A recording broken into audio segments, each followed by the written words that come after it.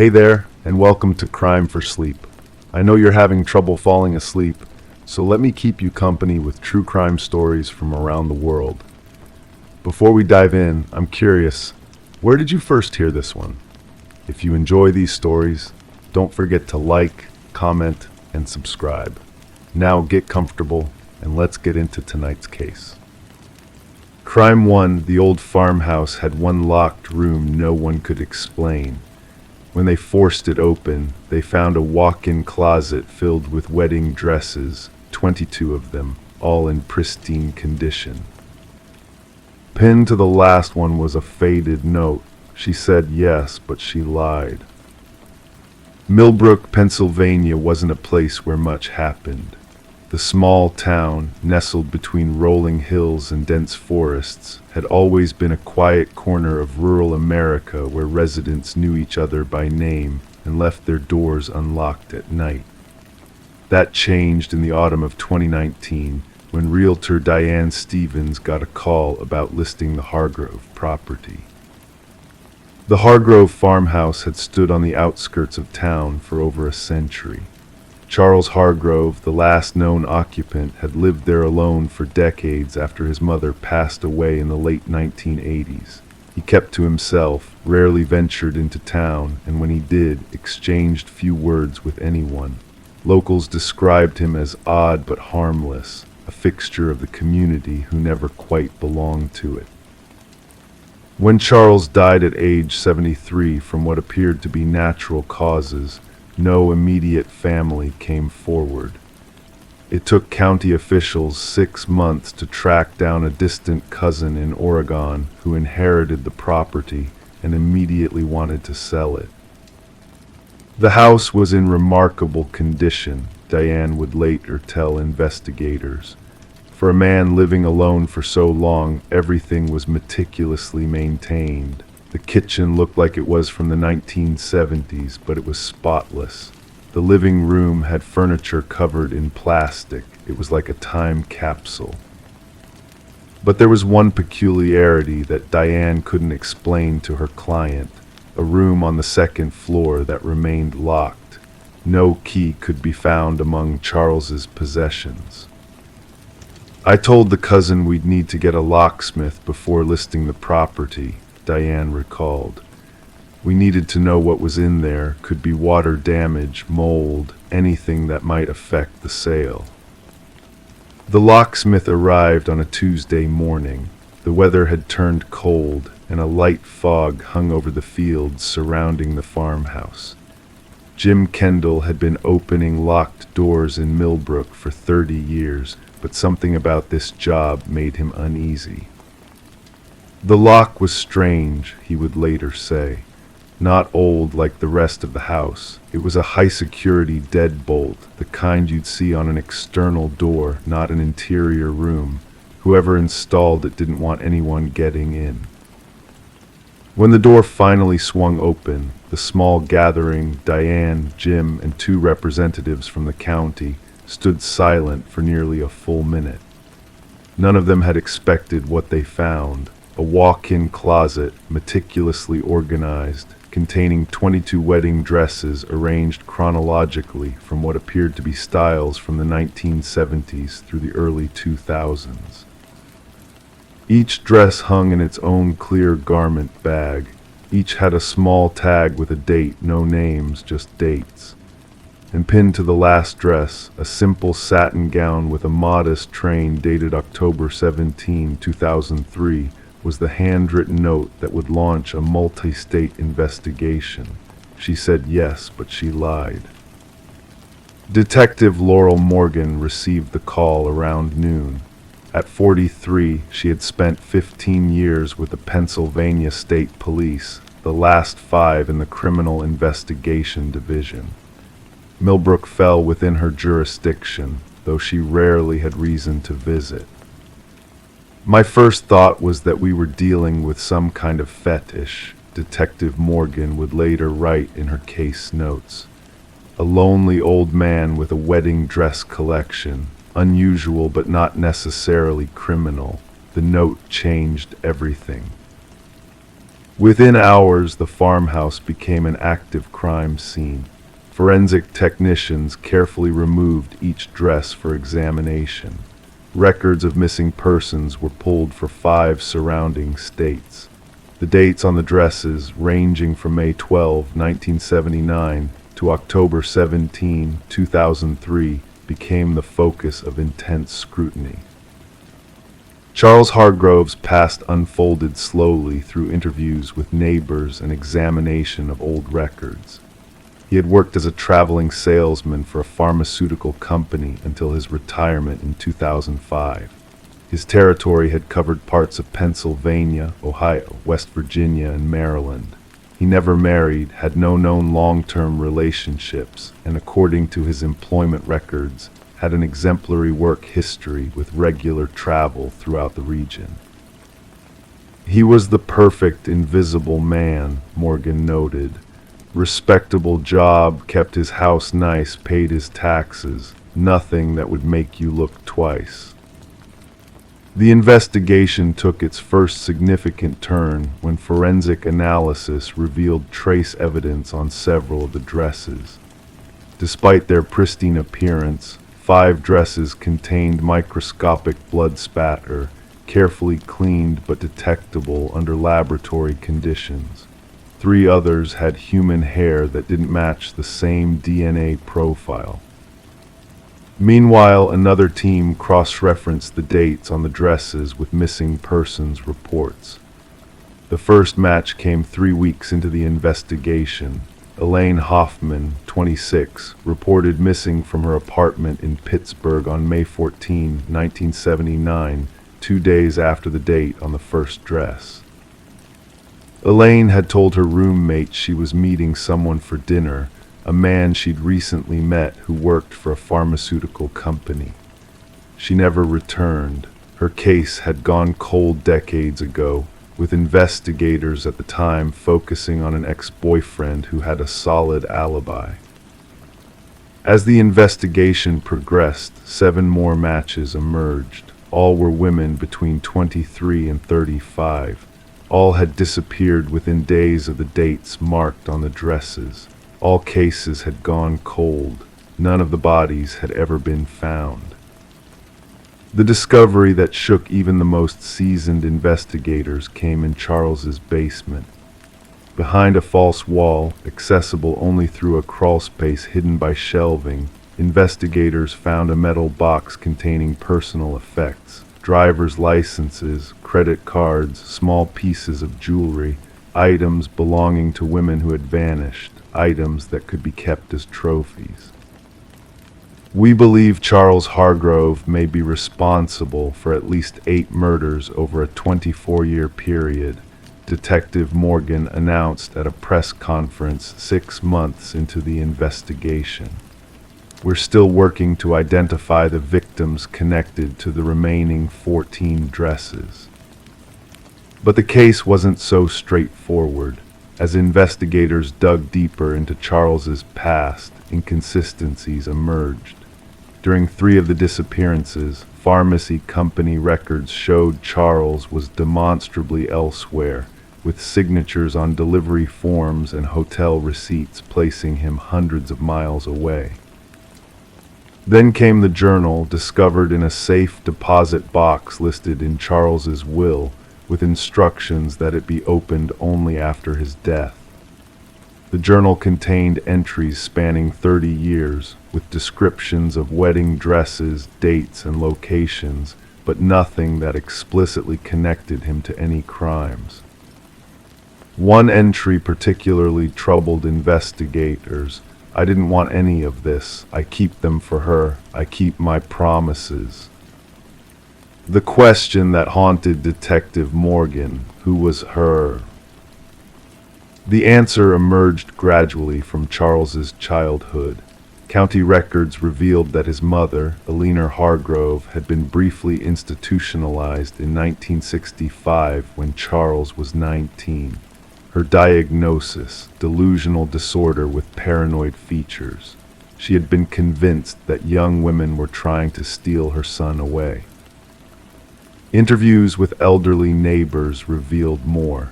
Alina had been controlling, had discouraged Charles from dating, had allegedly sabotaged his one serious relationship in his early 20s. After her 3-month hospitalization, she returned home, seemingly improved, and Charles remained devoted to her until her death. "We now believe that Alina may have been involved," Morgan explained in her final case report. "The timeline suggests the killings began after her supposed recovery. Charles's travel schedule provided both opportunity and alibi. The pharmaceutical company unwittingly gave them access to multiple jurisdictions." The theory that emerged depicted a disturbing partnership, Alina identifying young women who showed interest in her son, Charles using his charm and position to lure them, possibly with promises of marriage. What happened after remained speculative, as no bodies had been recovered. 3 years after the discovery in the farmhouse, the investigation technically remains open.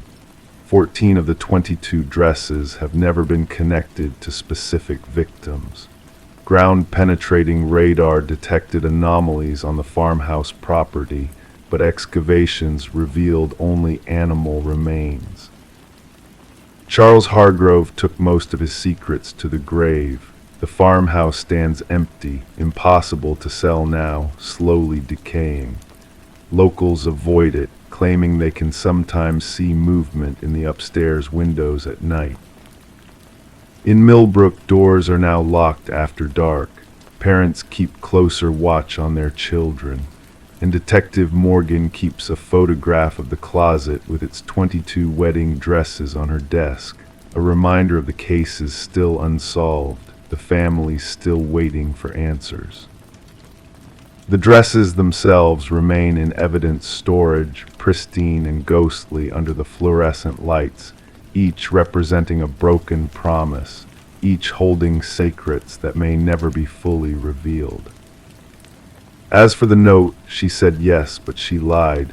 Some investigators believe it was Alina's voice speaking through Charles, a final accusation against women who had betrayed them by showing interest in the lonely man from the farmhouse on the edge of town. Others think it might have been Charles's own words, a confession of sorts about the terrible pact with his mother that defined and destroyed so many lives. The truth, like the missing women, remains elusive. In Millbrook, Pennsylvania, the seasons change, new families move in, and life continues, but no one who knows the story of the Hargrove farmhouse ever looks at a wedding dress the same way again. Crime 2, they were digging for a garden when they hit wood, a coffin buried vertically. Inside, a mannequin with human hair and a camera embedded in the chest. The memory card was labeled with her street address.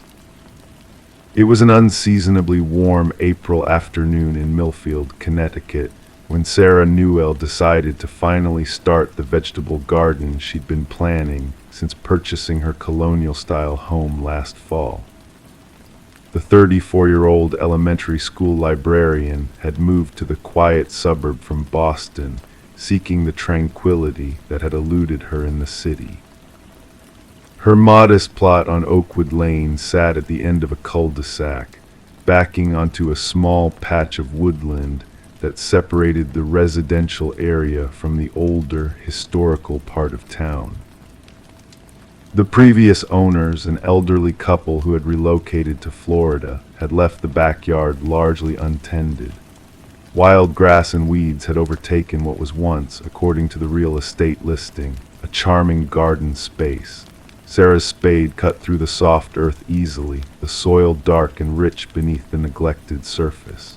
She had been digging for nearly an hour, clearing a rectangular plot about 8 feet from her back porch, when the metal blade struck something solid. Probably just a root, Sarah muttered to herself, adjusting her gardening gloves and stabbing the spade into the ground a few inches away. Again, the unmistakable sound of metal against wood. Curious now, Sarah got down on her knees and began clearing the dirt away with her hands. What emerged made her heart sink into her stomach. Smooth, dark wood, curved at the edges, unmistakably part of a coffin. Sarah called the police immediately. Within 40 minutes, 2 patrol cars and an unmarked sedan were parked along her driveway.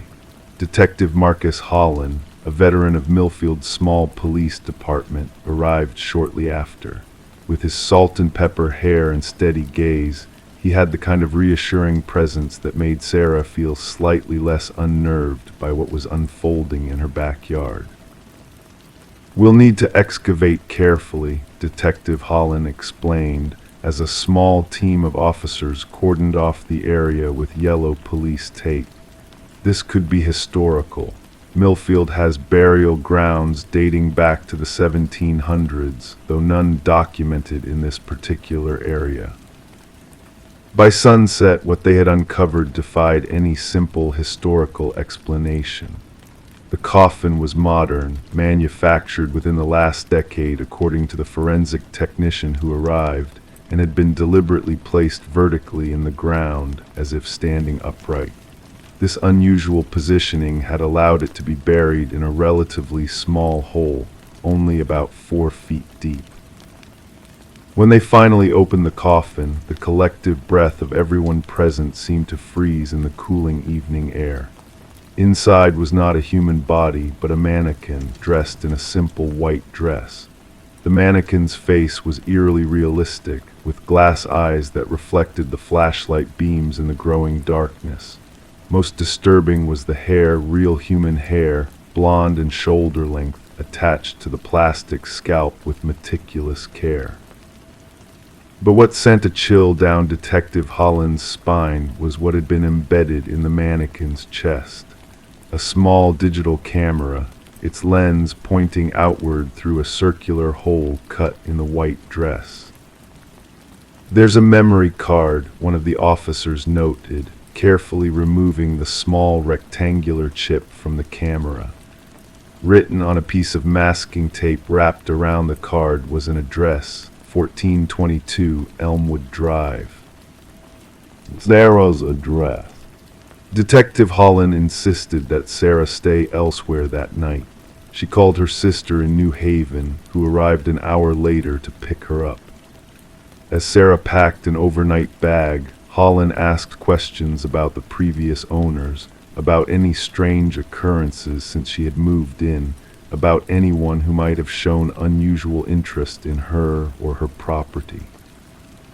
"The Millers seemed like a normal couple," Sarah said, her voice shaking slightly as she folded clothes into her bag. "They lived here for over 20 years before retiring to Florida. I've received a few pieces of their mail, nothing unusual. And no one has been particularly interested in me or the house since I moved in. I keep to myself mostly. I'm still getting to know people in town." The memory card was taken to the police station, where digital forensics specialist Liam Cortez was called in to examine its contents. The station was quiet that night, with only a few officers on duty.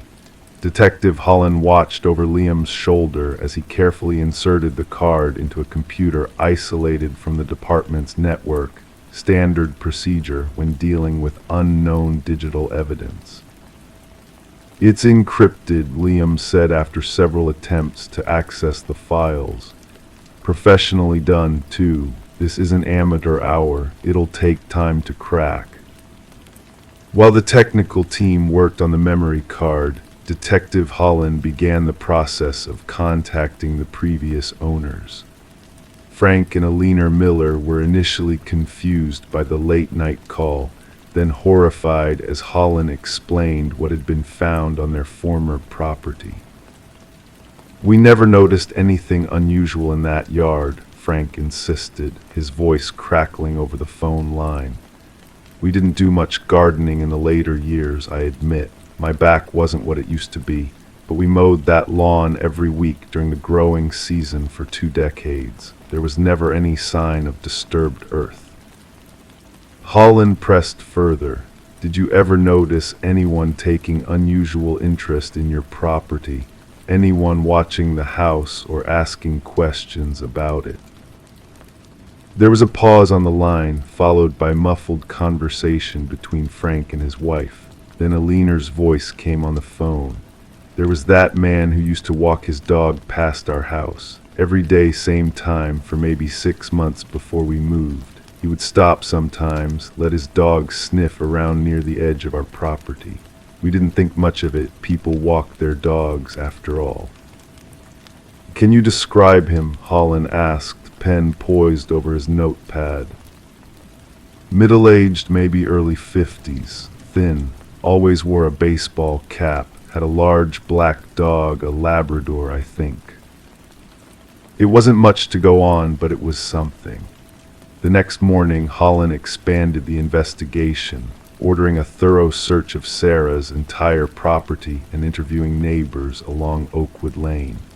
No one recalled seeing anyone digging in the miller's backyard, though several mentioned the man with the black dog who had been a regular presence in the neighborhood for a period of time last year. He said his name was Paul, recalled Martha Jennings, an elderly woman who lived 2 doors down from Sarah. Said he was house-sitting for his cousin on Maple Street. Friendly enough, always waved, but never stopped to chat like most folks around here do. Haven't seen him in months now that I think about it. 3 days into the investigation, Liam Cortez finally broke through the encryption on the memory card. What they found was more disturbing than anyone had anticipated. The card contained hundreds of photographs, all of Sarah Newell. Sarah walking to her car in Boston outside her previous apartment. Sarah at the grocery store. Sarah jogging in a park. Sarah viewing the house on Oakwood Lane with her real estate agent months before she purchased it. The most recent photos showed Sarah sleeping in her bedroom at the new house, taken through her window. The timestamps indicated they were from just 2 weeks before she had begun digging in her garden. He's been watching her for at least a year, Holland said grimly, scrolling through the images. This isn't random. She was targeted specifically, long before she moved here.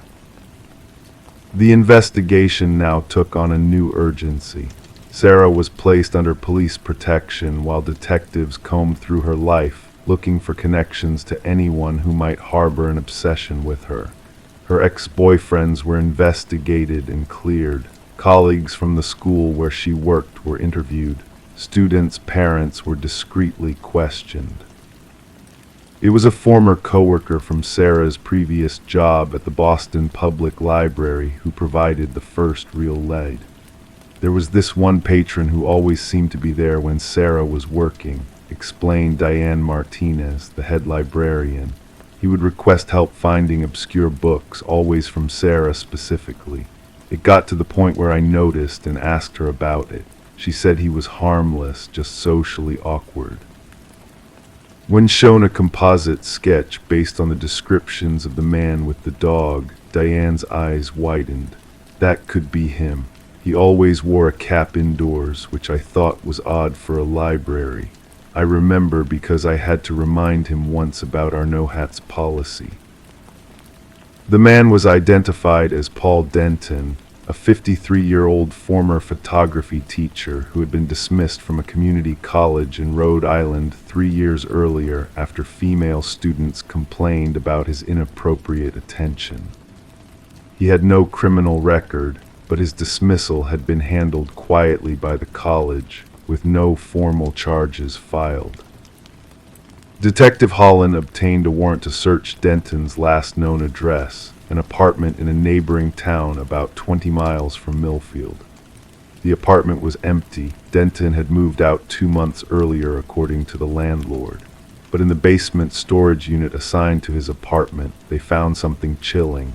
Dozens of mannequins in various states of assembly, all with the same blonde hair type that matched the one buried in Sarah's yard. He's recreating something, the department psychologist suggested during a briefing. The vertical burial is symbolic. He's not trying to hide the mannequin. He wanted it to be found eventually. The camera is his way of still watching, of being present when his creation was discovered. As the investigation expanded, two more buried mannequins were discovered in other towns, each in the yards of women living alone, each containing cameras. None of the women had realized they were being watched. Unlike Sarah, they hadn't decided to dig gardens in their backyards. 6 weeks into the investigation, Paul Denton's car was found abandoned at a trailhead in the White Mountains of New Hampshire. A hiker reported finding a wallet and baseball cap matching Denton's description about 2 miles up a remote trail, but despite an extensive search by local authorities, no further trace of him was found. Sarah Newell eventually returned to her home on Oakwood Lane after enhanced security measures were installed. The garden she had started that April afternoon remained unfinished, the disturbed earth now covered over with fresh sod. She often found herself standing at her kitchen window, staring out at the backyard, wondering what other secrets might lie beneath the innocent-looking grass. Detective Holland kept the case open, checking in with Sarah regularly. "We'll find him," he would assure her, though as months passed with no further leads, both knew his words carried less conviction. What neither of them knew was that 300 miles away, in a small town in upstate New York, a middle-aged man had recently moved into a quiet apartment complex.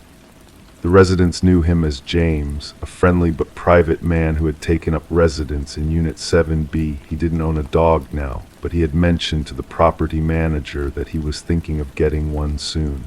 A large one, perhaps a black Labrador. Crime-free, she moved in alone, but every time she turned on the heat, a sweet floral scent drifted through the vents. One day she followed the ductwork to the basement.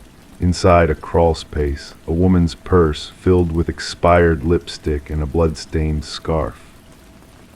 Melissa Winters had always been a cautious woman.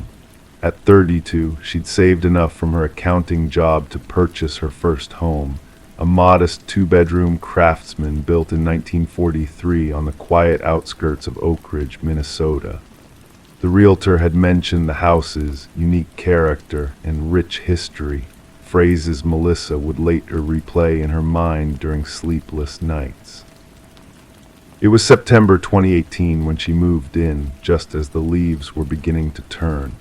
The previous owner, an elderly man named Gerald Hoffman, had moved to Florida after his wife passed away. The house had sat vacant for 11 months before Melissa's offer was accepted. The price had been surprisingly reasonable, something she attributed to the outdated kitchen and the home's distance from the city center.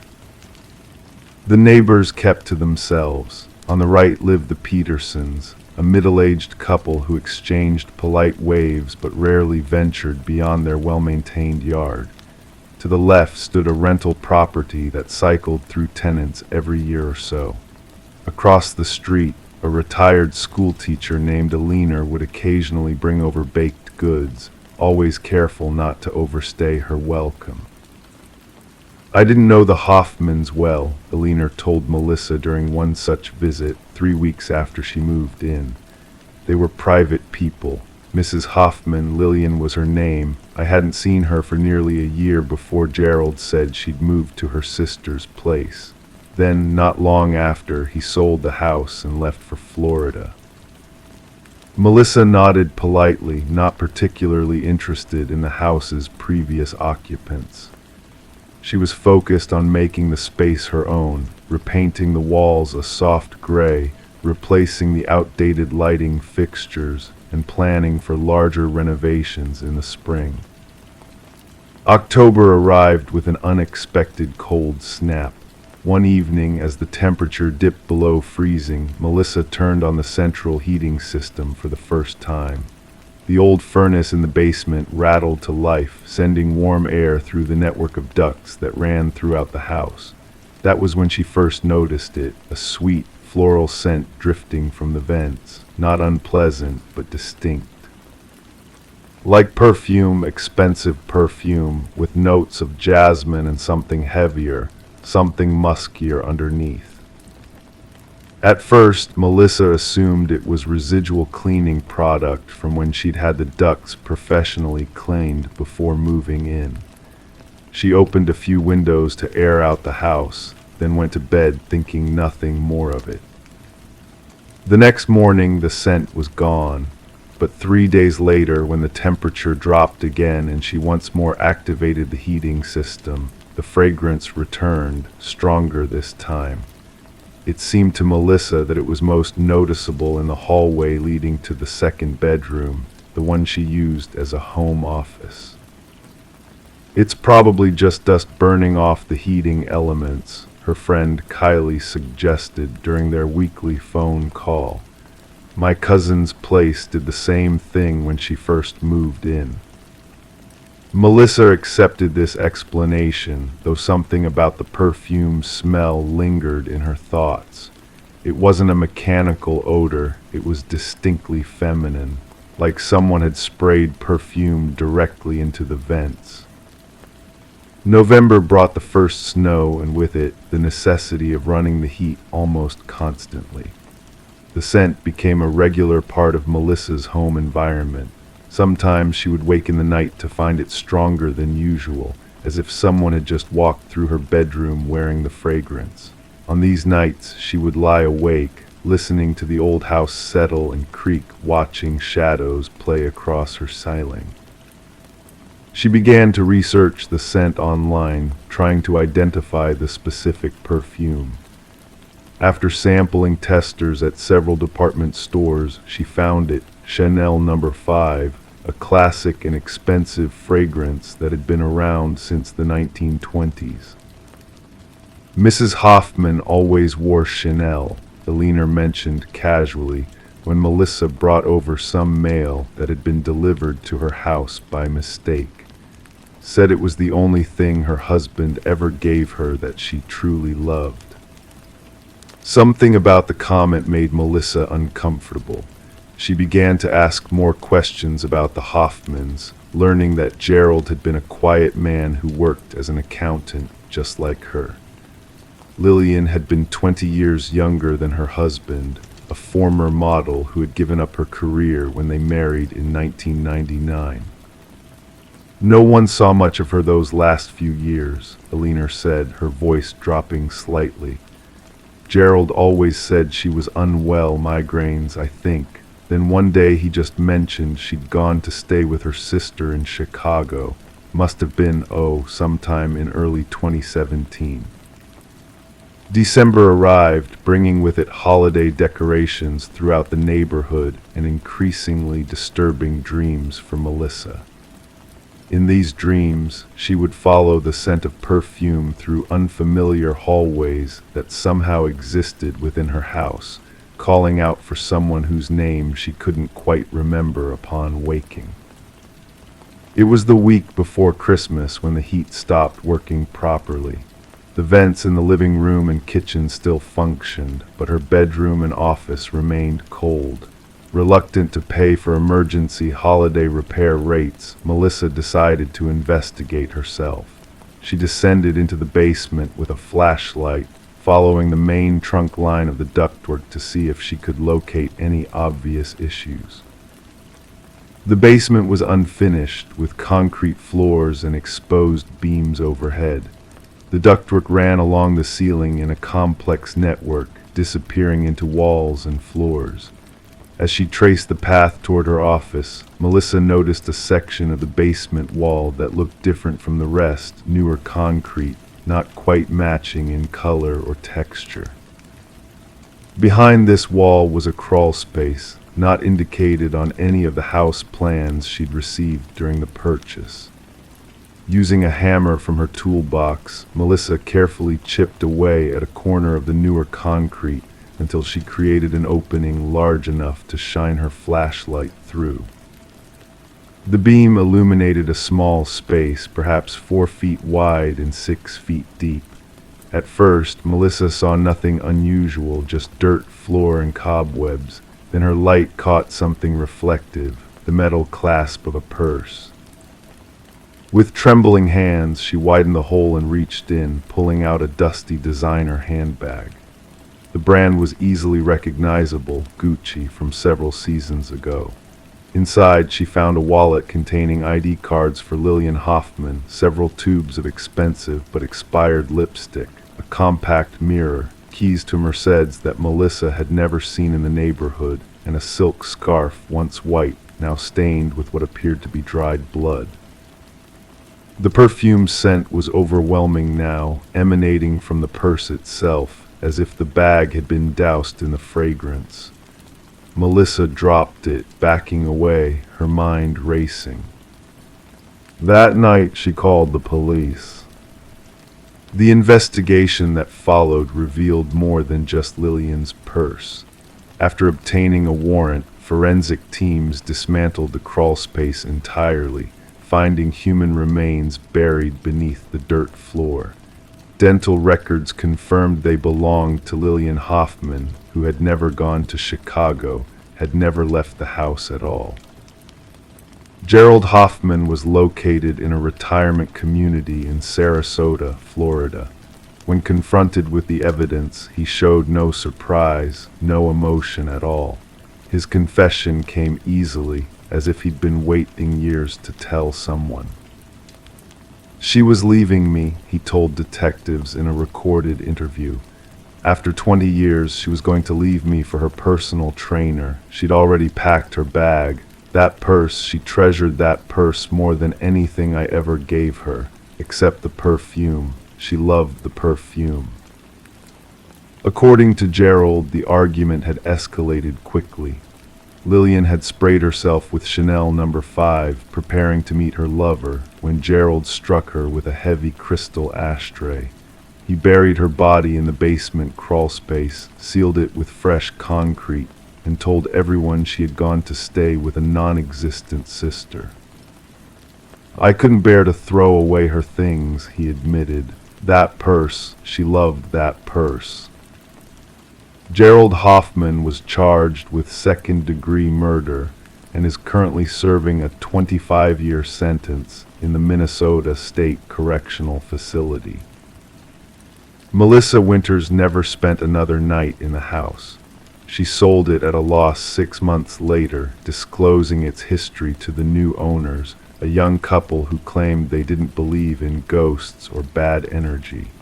They renovated extensively, removing all the old ductwork and installing a modern heating system. But neighbors say that sometimes, on particularly cold evenings when the heat runs continuously, a sweet floral scent still drifts through the neighborhood, notes of jasmine with something muskier underneath, as if Lillian Hoffman is still there, preparing to leave over and over again. Alina, the retired schoolteacher who still lives across the street, keeps her windows closed during winter now, no matter how stuffy her house becomes. Some scents, she told a local reporter during the investigation, carry memories that are best left buried. Poor Lillian, she just wanted to leave.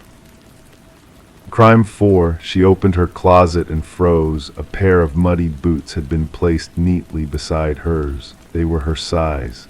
In the right shoe, she found a folded piece of paper. It said, "I like how you walk." Natalie Weber had always been methodical about her routines. Friends described her as comfortably predictable, the kind of 32-year-old woman who arranged her closet by color and season, who kept her coffee mugs facing the same direction in the cupboard. She lived alone in a modest apartment in Oak Ridge, Minnesota, a town just small enough that neighbors still noticed unfamiliar cars parked overnight. Her sister Carolyn often teased her about her precision. "Even your footsteps have a rhythm," she'd say during their Sunday phone calls.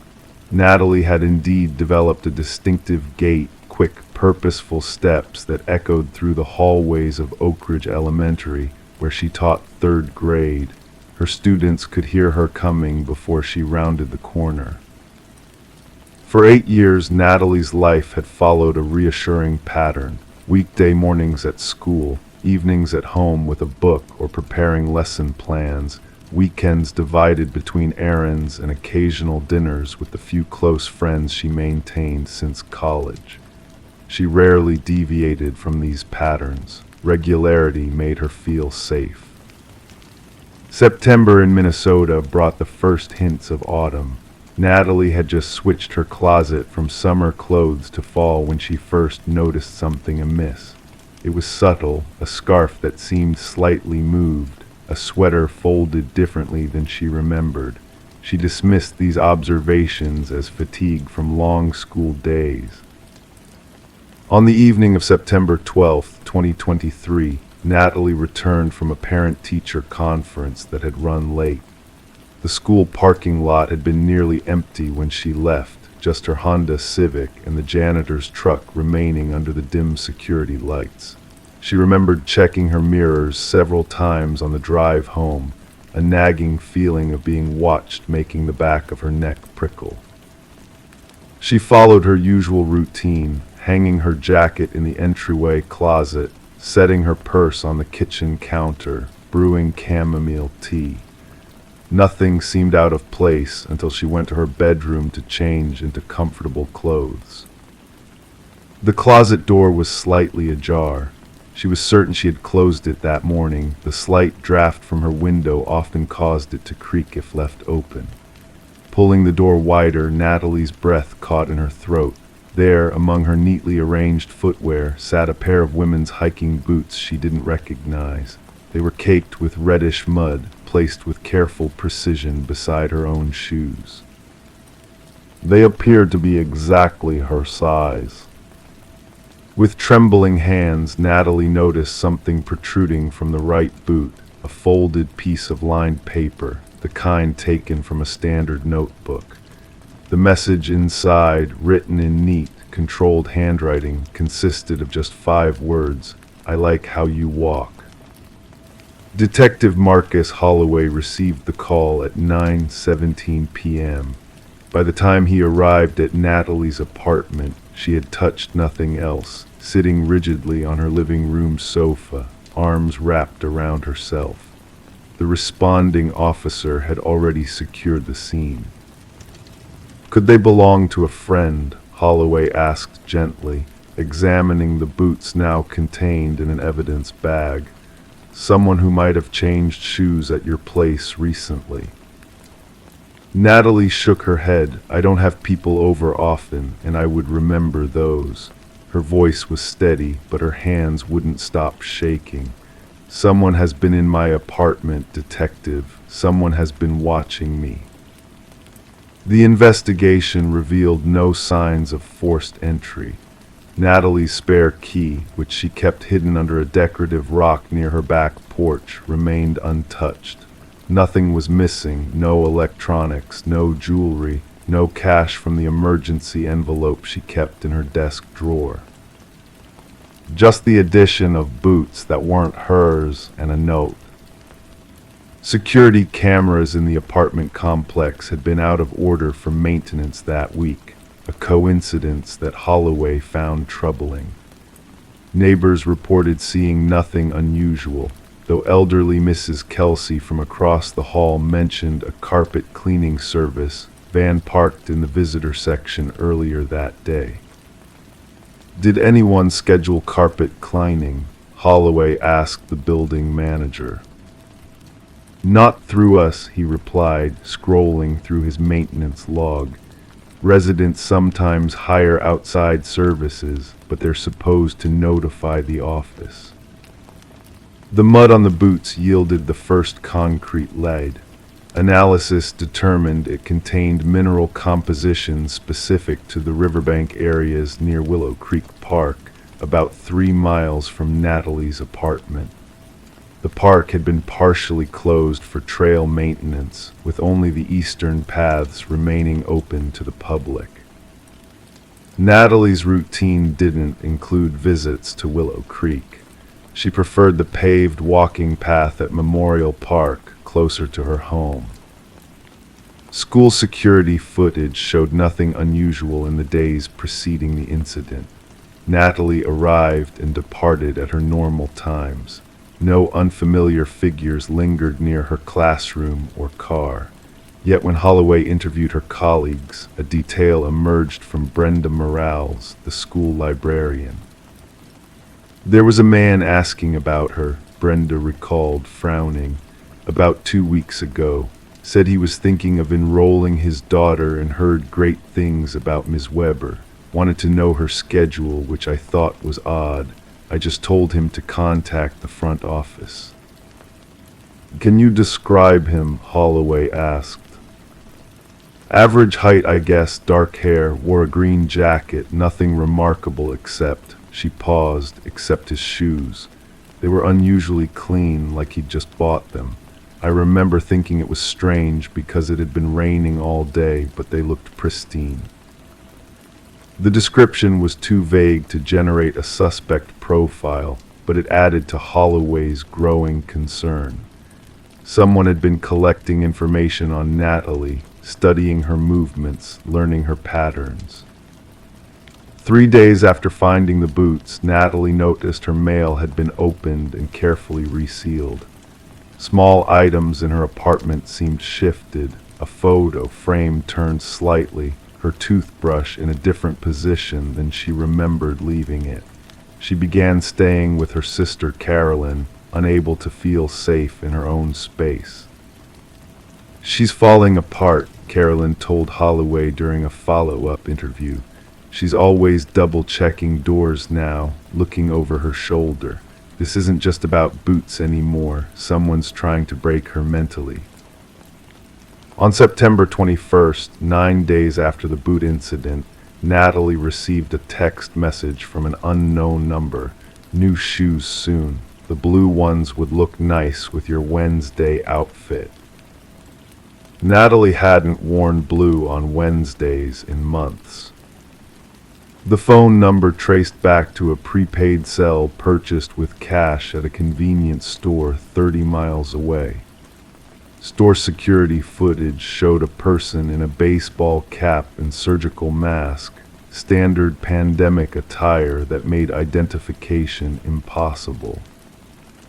The breakthrough came unexpectedly. A groundskeeper at Willow Creek reported finding a small, temporary shelter hidden in the wooded area beyond the maintained trails, the section closed to the public. Inside were photographs of Natalie, entering her apartment building, teaching in her classroom, shopping at the local grocery store. A notebook contained detailed observations of her daily movements, including precise times she left for work, which parking spot she typically chose, and which neighbors she spoke with regularly. Most disturbing was a collection of small items, a hair elastic presumably taken from her bathroom, a coffee receipt from her wallet, and a single earring she had reported missing weeks earlier. The police increased patrols around Natalie's apartment and the school. They installed temporary cameras at both locations. Natalie took a leave of absence from teaching, the constant anxiety making it impossible to focus on her students. Then, as suddenly as it had begun, the incident stopped. No more displaced items, no more text messages, no unfamiliar vehicles reported in the neighborhood. For almost 3 weeks, nothing happened. Investigators began to wonder if the stalker had been scared off by the increased police presence, or if they had moved on to another target. Natalie cautiously returned to her apartment, though she no longer felt safe living alone. On October 12th, exactly 1 month after the boots appeared in her closet, Natalie received a small package delivered to her school mailbox. Inside was a handcrafted greeting card with pressed wildflowers from Willow Creek Park glued to the front. The message inside read, "I've learned enough. Thank you for teaching me how to follow." That same evening in Hampton, a town 40 miles south of Oak Ridge, kindergarten teacher Ellie Parsons opened her closet to find a pair of muddy boots placed neatly beside her shoes. They were exactly her size. In the right boot was a folded piece of paper. "I like how you walk." When Detective Holloway connected the cases, he discovered another unsettling pattern. 3 similar incidents had occurred across the state over the past 2 years, each targeting female teachers who lived alone. In each case, the intrusions and messages continued for exactly 1 month before stopping completely. And in each case, a new victim was targeted shortly afterward, always in a different town, but close enough for someone to drive there within an hour. The investigation remains open. The stalker's identity is still unknown. Natalie Weber no longer lives in Oak Ridge. She no longer teaches. She no longer arranges her closet by color and season. She no longer wears shoes that make noise when she walks. Crime 5, renovators found it sealed behind drywall, a burner phone duct taped to the studs, still charged. It had one photo in the gallery, a sleeping woman with her exact tattoo. Emma Caldwell had always considered herself cautious. Friends described her as the responsible one, the designated driver, the one who'd text when she got home safe, who carried pepper spray and knew which streets to avoid after dark. At 32, she lived alone in a modest 2-bedroom house in Ridgemont, Ohio, a sleepy suburb 20 minutes outside Columbus. She'd purchased the home 8 months earlier, her first major investment after years of saving, while working as a pediatric nurse at Ridgemont Memorial. The small blue Craftsman with white trim had been built in 1973 and needed what realtors called cosmetic updates, but Emma saw potential in its solid bones and quiet neighborhood. Her mother worried about her living alone, but Emma assured her the security system was state-of-the-art. Besides, she'd say with a laugh, nothing ever happens in Ridgemont. Every morning at 5:45, Emma would rise for her shift, make a single cup of coffee in her French press, and sit on her back porch for exactly 15 minutes before showering. Her coworkers teased her about her precision, her schedule so predictable they could set their watches by her arrival. The small butterfly tattoo on her left shoulder, 3 interconnected monarchs representing herself and her 2 sisters, was her one concession to spontaneity, acquired during a rare impulsive moment in college. In the evenings, Emma often spoke with her mother or texted her younger sister, Abigail. She dated occasionally, but nothing serious since moving to Ridgemont. Neighbors would see her jogging the same 3-mile route through Oakwood Park on weekends, headphones in, politely waving as she passed. She was just normal, her friend and colleague Sarah Keller would later tell investigators. Reliable, the kind of person who returns your Tupperware cleaned and with brownies inside. The house required work. Emma tackled smaller projects herself, painting the living room a soft sage green, replacing cabinet hardware, but saved for professionals to handle the bathroom renovation she'd planned for the spring of 2023. She hired Clarkson Renovations, a local contractor with solid reviews, to gut and rebuild the hall bathroom starting March 14th. 3 weeks into the renovation, on April 7th, Emma's mother Gloria called her at 9:17 p.m. When Emma didn't answer, Gloria left a voicemail about an upcoming family dinner. Nothing urgent. She thought nothing of it until the next morning when Emma still hadn't returned her call, unusual for her punctual daughter. After 3 unanswered calls, Gloria phoned the hospital. Emma hadn't shown up for her shift. She hadn't called in sick. She hadn't answered texts from her supervisor. When police arrived at Emma's home at 2:43 p.m. on April 8th, they found her car in the driveway, her purse on the kitchen counter, and her cell phone charging beside her bed. The coffee maker was prepared for morning brewing, a single cup's worth of grounds measured in the filter. The back door was unlocked. There was no sign of forced entry, no sign of struggle, and no sign of Emma.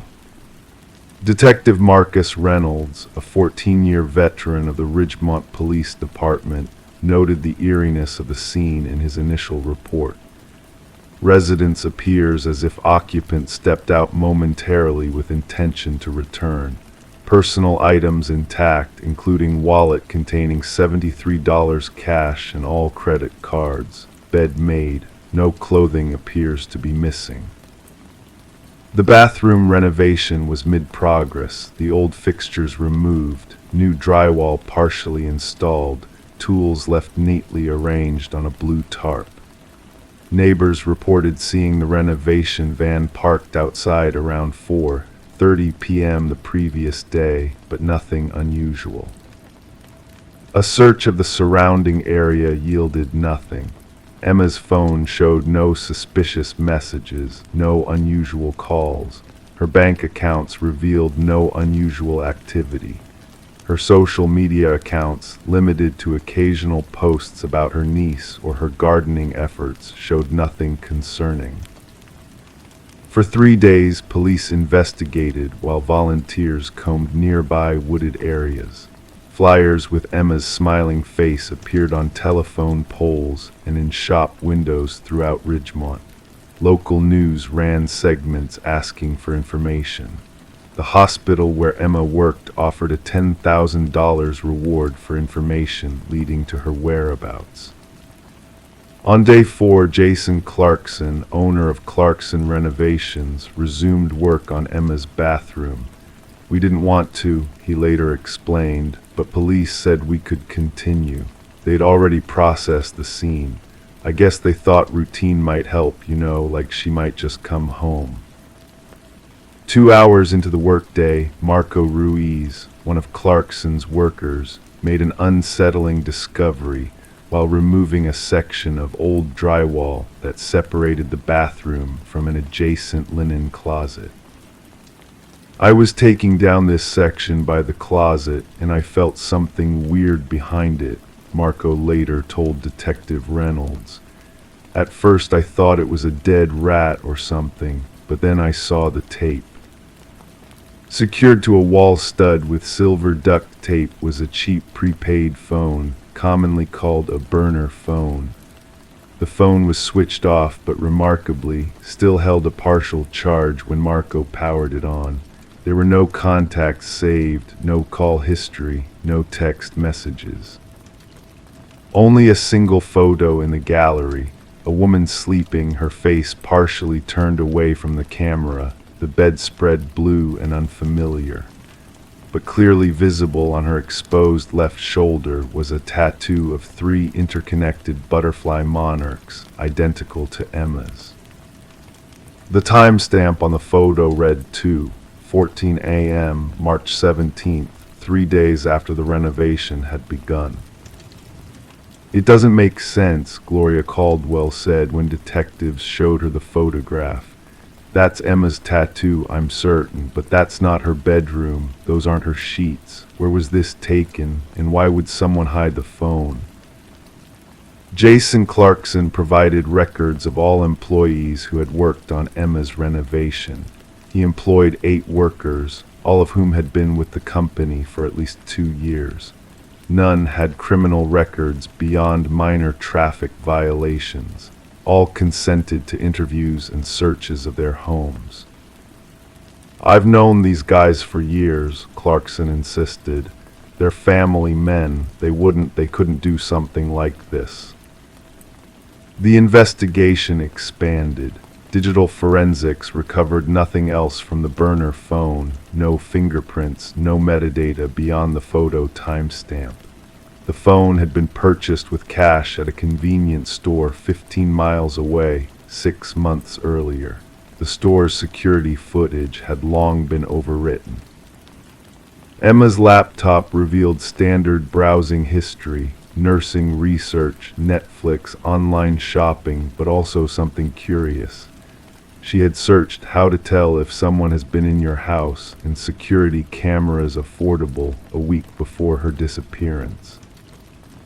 Detective Reynolds ordered a more thorough search of Emma's house, including the walls, crawl spaces, and attic.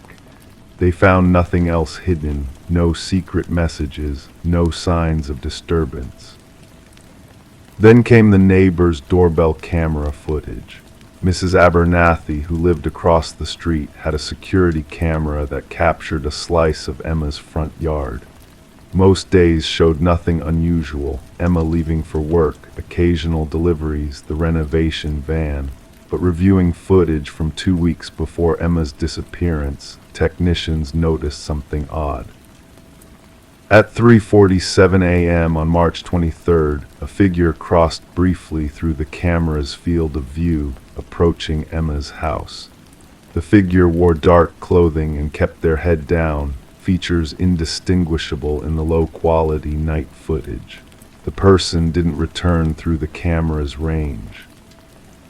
When investigators canvassed the neighborhood again, another neighbor, Ted Wilson, remembered something.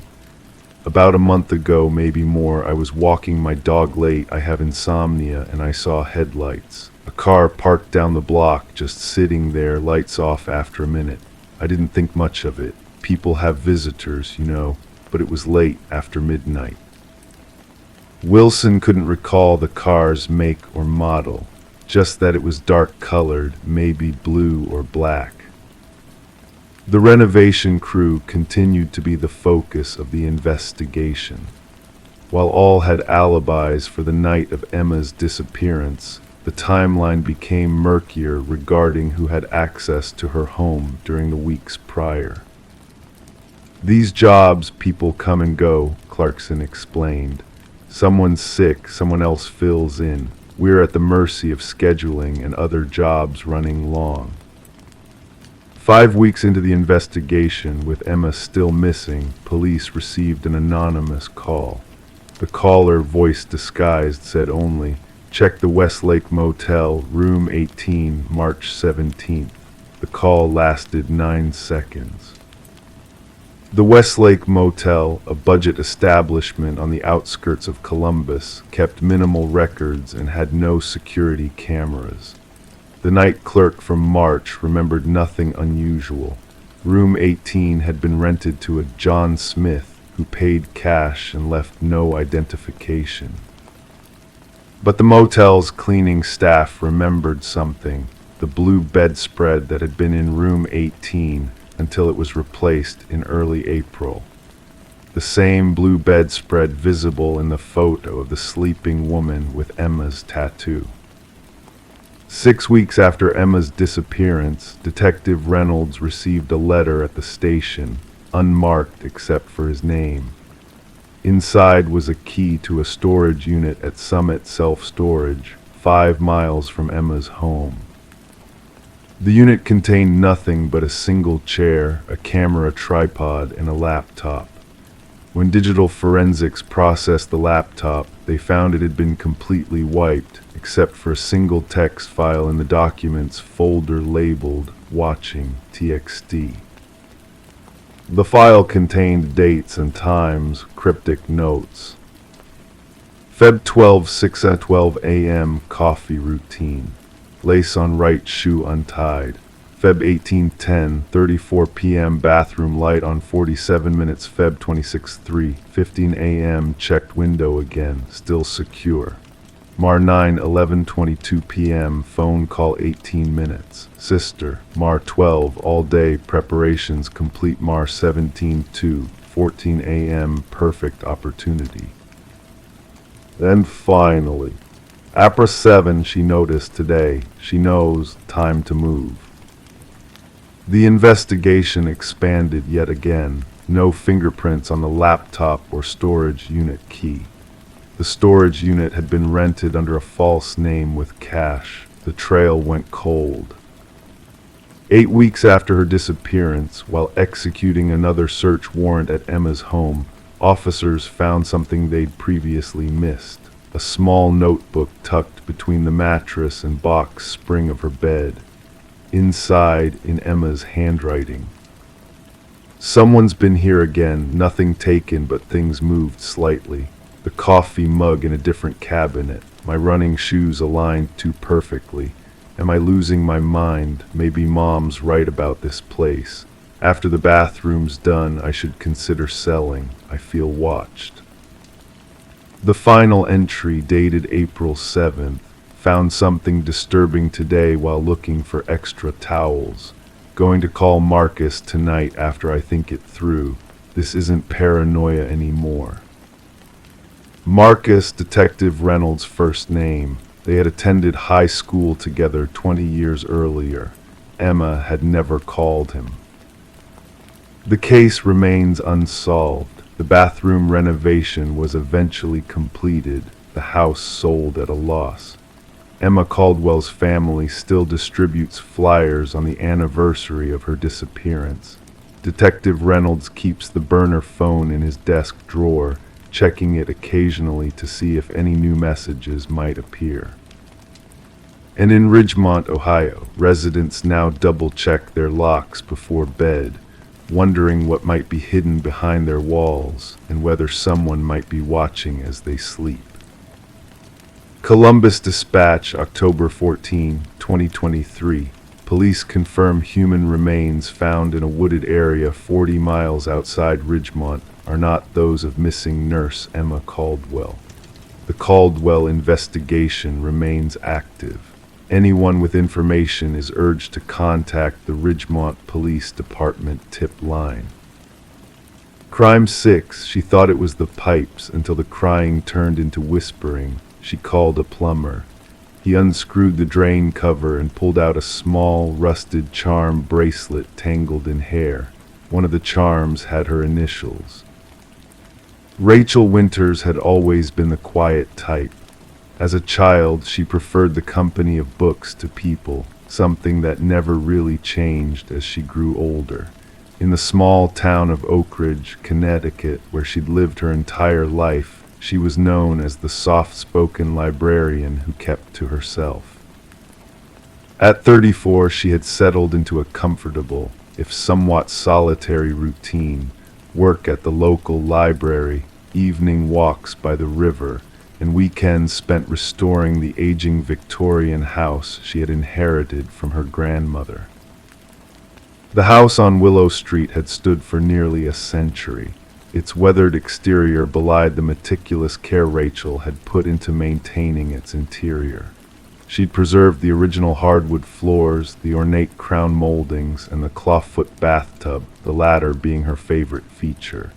Each evening, she would ease into a warm bath, letting the day's stress dissolve into the lavender-scented water. It was on a Tuesday in October 2019 when she first heard it. The sound was so faint she almost believed she had imagined it, a soft, muffled crying coming from somewhere deep within the walls. Rachel sat up in the bathtub, water cascading down her arms as she strained to listen. For several minutes there was nothing but silence. Then it came again, a distant sobbing that seemed to emanate from the drain. "Just the pipes," Rachel whispered to herself, trying to dismiss the chill that had nothing to do with the cooling bath water. Old houses make strange noises. But the crying continued night after night.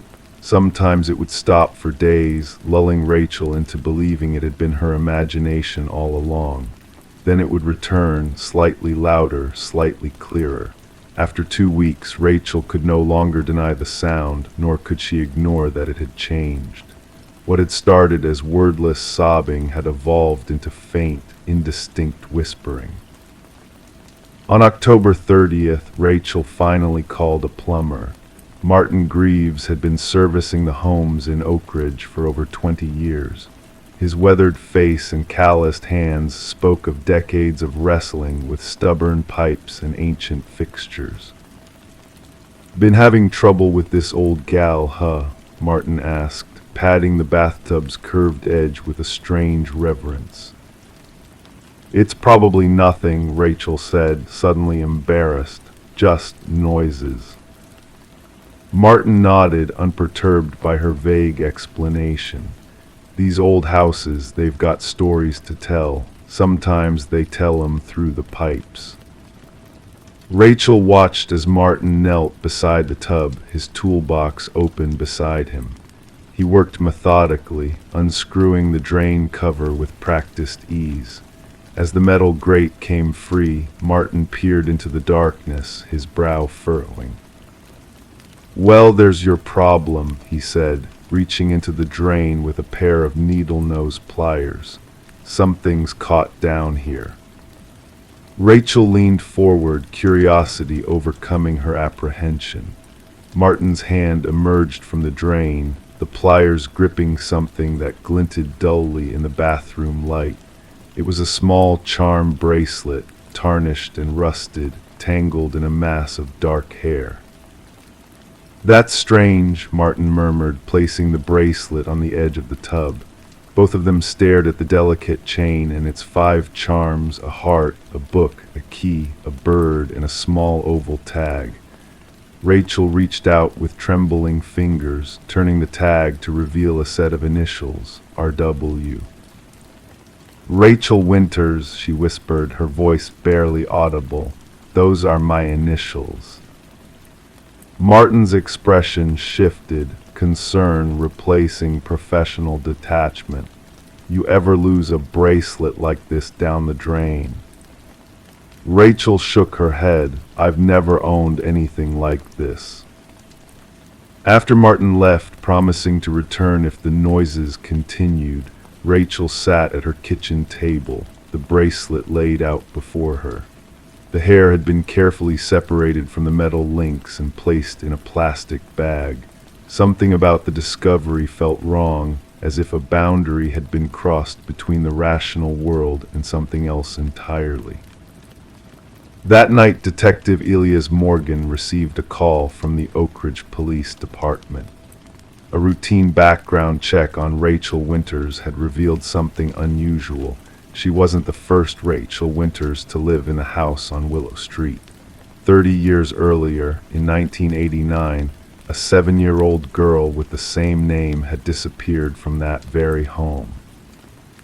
The case had gone cold decades ago. The girl's parents, now deceased, had moved away shortly after her disappearance, unable to bear the constant reminder of their loss. The house had passed through several owners before coming into the possession of Rachel's grandmother, who had named her granddaughter after that poor little girl as a way of keeping her memory alive. Detective Morgan arrived at Rachel's door the following morning, Halloween. His tall frame and serious expression immediately put Rachel on edge. "Ms. Winters, I'm Detective Morgan. I'd like to ask you a few questions about the item you found yesterday." Rachel led him to the kitchen where the bracelet still lay. "The plumber reported it," she said, suddenly understanding Martin's unease before he left. "I don't see what the problem is, it's just junk." "Not exactly," Morgan replied, carefully picking up the plastic bag containing the hair. "We believe this may be connected to a cold case, a missing person." Over the next hour, Rachel learned about her namesake, the little girl who had vanished without a trace while her parents were hosting a dinner party downstairs. How the last person to see her had been the babysitter, a teenage neighbor who reported checking on her at 8:15 p.m. and finding her asleep. By 9:30 p.m., when her mother went to kiss her goodnight, the bed was empty. The house had been searched from top to bottom, no sign of forced entry, no evidence of an abduction. "The case went nowhere," Morgan explained. "The parents were devastated but eventually cleared. The babysitter's story checked out. It was as if the girl had simply vanished." Rachel felt a knot form in her stomach. "And now what? You think finding this bracelet means something?"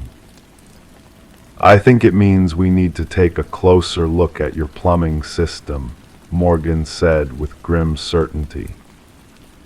The next day, as children across Oak Ridge prepared their Halloween costumes, a team of forensic specialists descended on Rachel's house.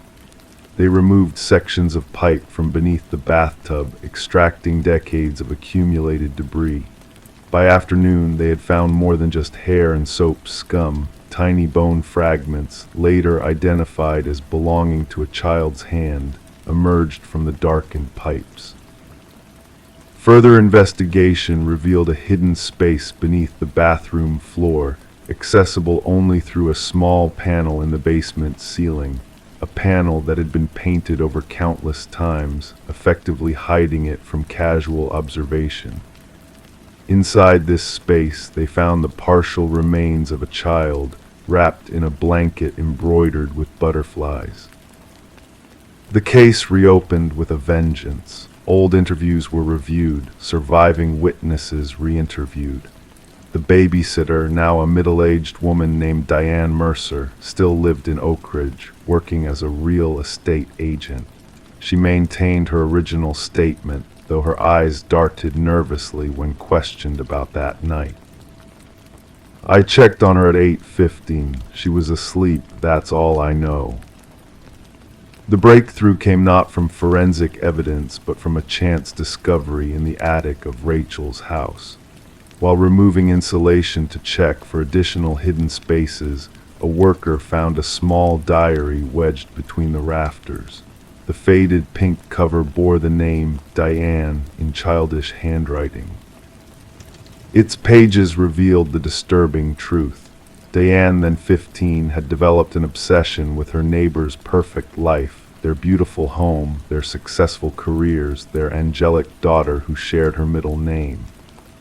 The entries grew increasingly bizarre, detailing how Diane believed she was meant to be part of their family, how the little girl should have been her sister, how sometimes she pretended to be her. The final entry, dated the day of the disappearance, contained just one line: "If I can't have her, no one will." When confronted with her diary, Diane Mercer broke down. She confessed that she had suffocated Rachel while the girl slept, then panicked. Unable to move the body out of the house with the parents and dinner guests downstairs, she had hidden it in the crawl space she had discovered while exploring the house weeks earlier. She had kept the charm bracelet, a birthday gift from the girl's parents, as a keepsake. For Rachel, the resolution brought little comfort. The crying had stopped, but the knowledge that she had been bathing above a child's remains for years, a child whose name she carried, haunted her. She put the house up for sale, but found no buyers. Who would want a home with such a grisly history?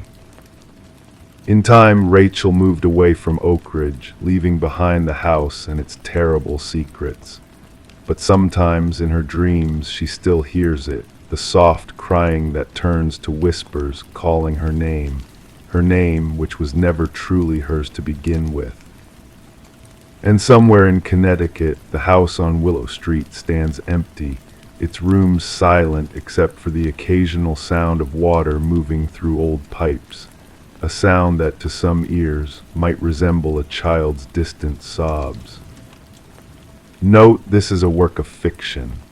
Any resemblance to real persons, living or dead, or actual events is purely coincidental.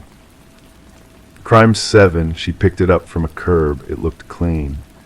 But when she moved it into the light, she saw them, dozens of names carved into the wooden base, all first names, except one. That one matched her full legal name, middle initial included. The apartment on Laurel Street wasn't much, but it was all Vanessa R. Mitchell could afford after the divorce. The one-bedroom walk-up in Millfield, Ohio, sat above a convenience store that kept irregular hours. The previous tenant had left in a hurry, according to the landlord, who seemed eager to fill the space without asking too many questions. Vanessa had spent her last dollars on the security deposit.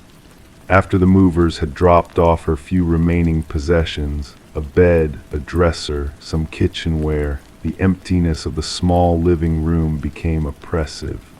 She needed furniture but had exhausted her budget. That's when she saw it, a well-maintained, mid-century couch sitting by the curb 3 blocks away with a hand-written "free" sign taped to one cushion. The upholstery was a muted olive green, clean and without visible stains.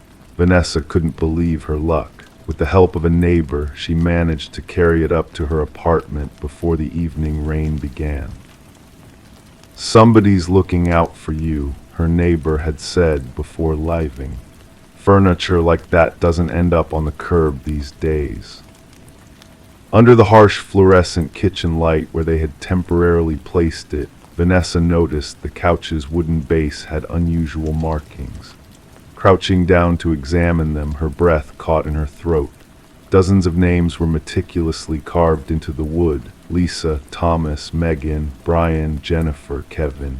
They continued around the base, some deeper than others, some in different handwriting styles. But then near the back corner, partially hidden by shadow, Vanessa R. Mitchell.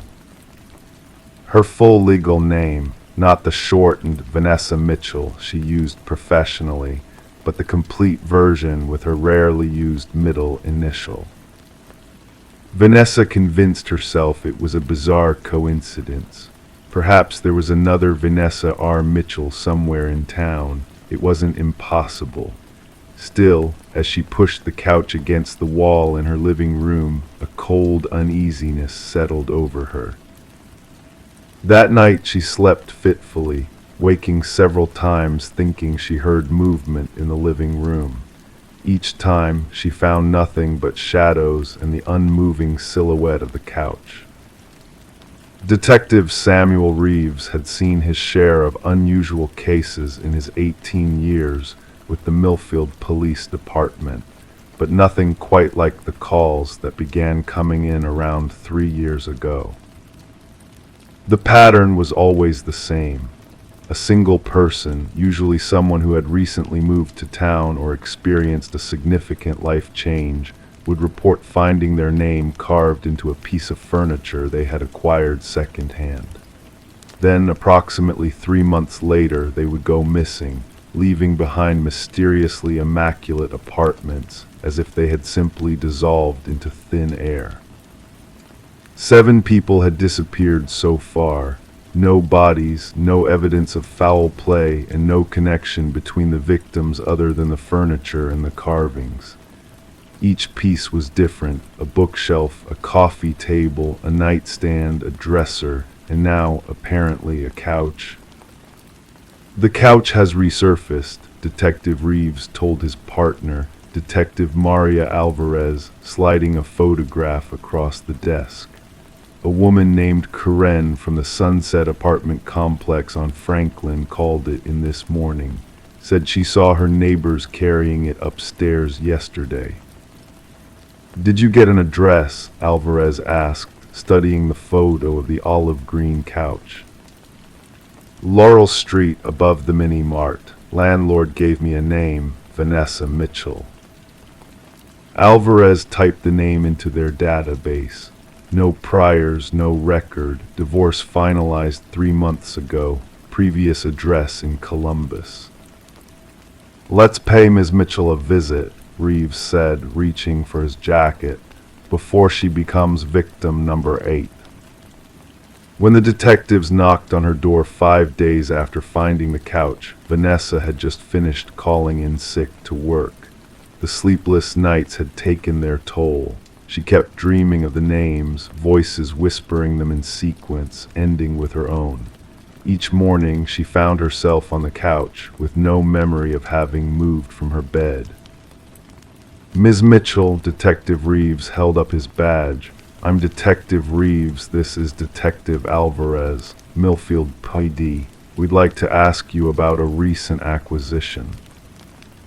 Vanessa's gaze darted to the couch behind her, and Reeves noticed the nervous gesture. "May we come in?" Alvarez asked gently.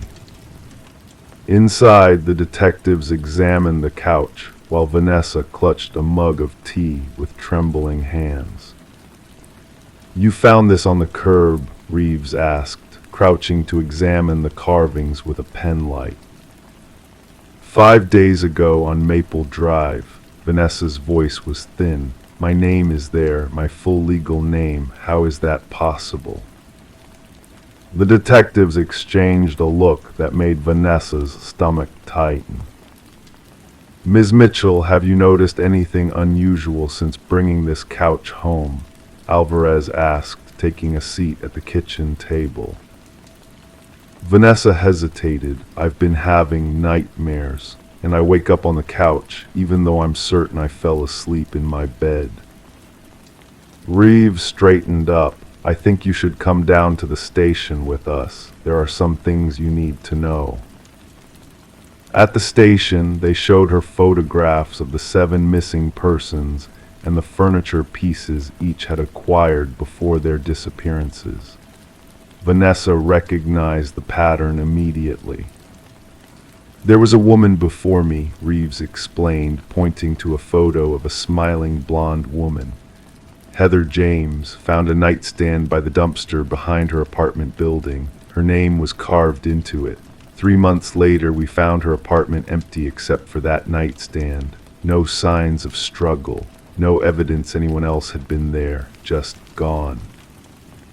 And you think Vanessa couldn't finish the sentence? We don't know what to think, Alvarez admitted, but we'd like your permission to remove the couch for testing. Vanessa agreed immediately. The forensics team arrived at her apartment an hour later. As they prepared to move the couch, the senior technician called Reeves over.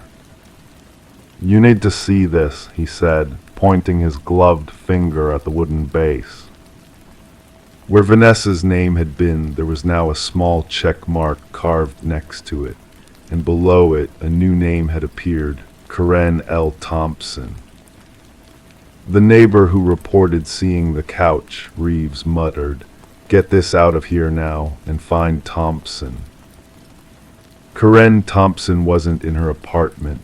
According to other residents, she had left that morning with a small suitcase, saying she was visiting family. Her car was still in the parking lot. When they processed the couch at the lab, they found no fingerprints except Vanessa's and her neighbor who had helped carry it. Under UV light, however, the wooden frame revealed traces of an unknown substance that seemed to absorb rather than reflect the light, creating tiny black voids in the illumination. The substance couldn't be identified. 3 separate labs tried and failed. Meanwhile, Vanessa stayed in a hotel under police protection. Each night, she dreamed of the names. Each morning, she woke drenched in sweat, certain she had been lying on that olive-green couch. 2 weeks later, Detective Reeves received a call from the evidence warehouse. The couch was gone. The security cameras had malfunctioned during the night, showing only static for a 6-hour period. When the morning shift arrived, they found the storage room locked from the inside, just as they had left it, but the couch had vanished. That same morning, Vanessa Mitchell failed to answer her hotel room door for the scheduled check-in. When officers entered using the master key, they found the room immaculate. The bed was made, her few possessions were neatly arranged, and her overnight bag sat by the door. But Vanessa was gone. 3 months later, a graduate student named Michael Chen found an olive-green couch sitting next to the dumpster behind his apartment building. It looked clean and well-maintained, a lucky find for his sparse living room. When he moved it into his apartment and examined it under the light, he noticed the names carved into the wooden base. Dozens of them, with small check marks next to each one. The last name on the list was his own, Michael J. Chen. He told himself it was a bizarre coincidence and pushed the couch against the wall. That night, he dreamed of voices whispering names in sequence, ending with his own. When he woke the next morning, he was lying on the couch with no memory of having moved from his bed. The investigation remains open. Detective Reeves still keeps the photographs of the 8 missing persons on his desk, including Vanessa Mitchell. Sometimes at night, when the office is empty, he swears he can hear whispers, voices reciting names in sequence, always adding new ones to the list. The couch has never been found, but somewhere in Millfield a piece of furniture sits by a curb, waiting for its next owner to take it home. And another name is carved into the wood, waiting to be discovered. Crime 8, the room had been cleared for years, but when she opened the door one morning, the mobile above the crib was spinning. On the floor, a pacifier that hadn't been there before. Inside the crib, a photo of her as a baby with someone else's face scratched out beside her. In the quiet town of Millersville, Pennsylvania, Rebecca Lawson had always been known as the thoughtful, reserved woman who lived in the old Victorian house on Maple Street. At 36, she had built a life for herself as a respected high school English teacher, someone who kept to herself but was always ready with a kind word for her students or neighbors. What most people in town didn't know was that Rebecca's life was shaped by a profound loss. 8 years earlier, she had been married to Daniel Lawson, a local architect with a warm smile and steady hands. They had been expecting their first child, a girl they planned to name Emma. But in Rebecca's 7th month of pregnancy, complications arose suddenly. Despite the doctor's best efforts, the baby was stillborn. Daniel had been Rebecca's rock during those dark months that followed. Together, they had painted the nursery a soft yellow, assembled the white wooden crib, and hung the delicate mobile with tiny stars and moons. And together, they had eventually packed everything away, unable to face the constant reminder of what they had lost. Their marriage didn't survive the grief. 2 years after Emma's death, Daniel moved out, leaving Rebecca alone in a house that once held so much promise. By mutual agreement, they kept the nursery door closed, the room untouched but empty, a silent memorial to what might have been. After the divorce was finalized, Daniel moved to Seattle. Rebecca stayed, unable to leave the only home she had ever shared with her daughter, however brief that time had been. As the years passed, she found solace in her teaching and in the quiet rhythms of small-town life. The nursery remained closed, a room she passed by every day but never entered. Until that Tuesday morning in October. Rebecca had woken early, startled by a sound she couldn't quite place, perhaps a dream fading as consciousness returned. She went through her morning routine with the precision that had become her comfort: shower, coffee, toast with jam. It was as she was heading back upstairs to dress for work that something made her pause outside the nursery door. Later, she would tell Detective Marcus Holt that she couldn't explain what compelled her to open that door after 6 years of walking past it. Perhaps it was the unusual chill in the air that morning, or the way the floorboards had creaked differently under her feet. Whatever the reason, Rebecca turned the knob and pushed open the door to the room that had remained untouched for so long. The room should have been empty except for the crib and the small dresser they couldn't bring themselves to remove. The walls should have been bare, the windows covered with the same faded curtains that had hung there for years. Instead, the mobile above the crib was spinning gently, as if someone had just set it in motion. On the hardwood floor lay a pacifier, pink and new-looking, not one of the ones they had purchased all those years ago. And inside the crib, placed carefully on the bare mattress, was a photograph Rebecca recognized immediately, herself as an infant, cradled in her mother's arms. But where her father's face should have been, there was only a jagged hole, as if someone had methodically scratched out his image. Rebecca's first thought was that Daniel had returned, that grief had finally broken something essential in him. But when she called him, hands shaking as she held the phone, he was clearly at work in Seattle, his voice shifting from surprised to concerned as she described what she had found. "Lock the doors, Beck," he told her, using the nickname he hadn't spoken in years. "Call the police. I'm booking a flight home." Detective Marcus Holt arrived within 30 minutes of Rebecca's call. A tall man with prematurely gray hair and kind eyes, he had lived in Millersville his entire life and remembered the Lawsons' tragedy. He listened carefully as Rebecca explained the history of the room, the years it had been locked, the impossibility of what she had found. "Who else has keys to your house, Miss Lawson?" Holt asked, jotting notes in a small leather-bound notebook. "No one," Rebecca answered, then hesitated. "Well, Daniel still has his set, I suppose, but he's in Seattle, has been for years."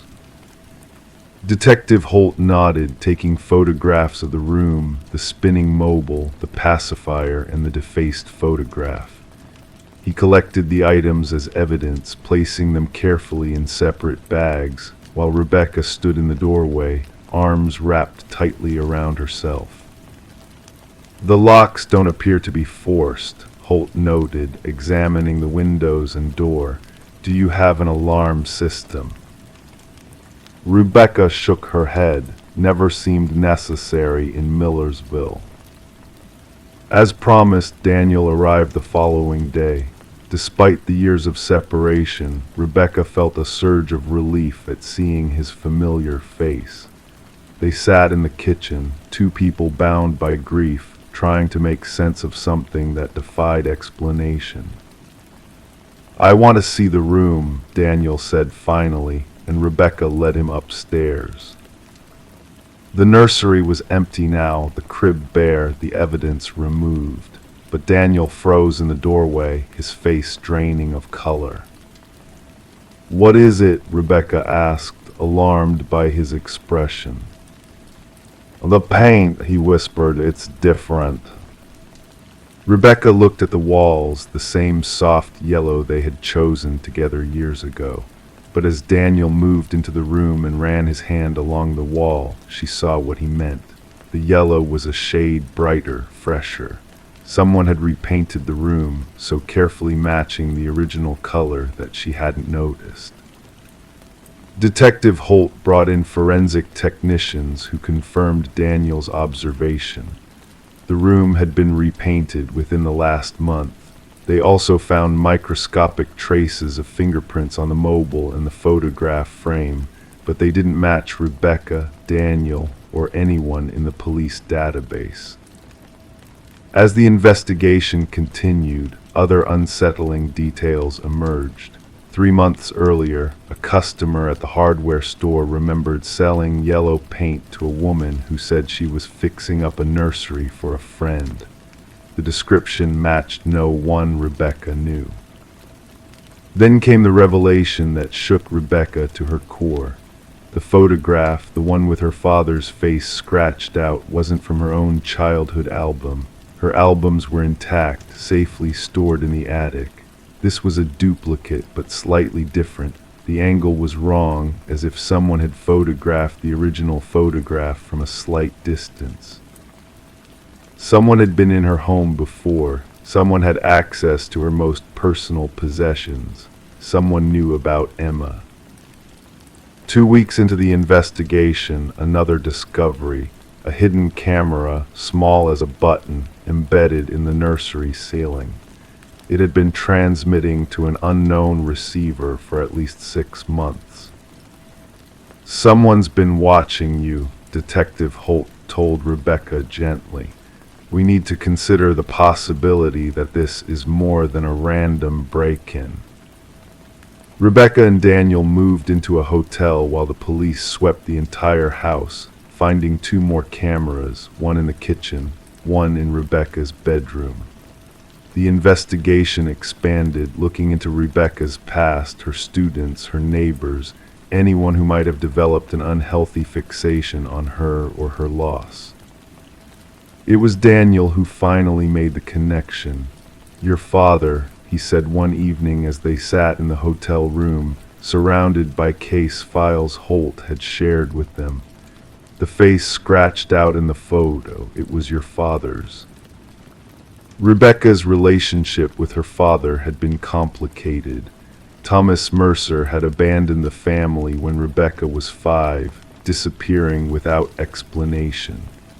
Her mother had never spoken of him again, and Rebecca had grown up with only the faintest memories of a tall man with a booming laugh.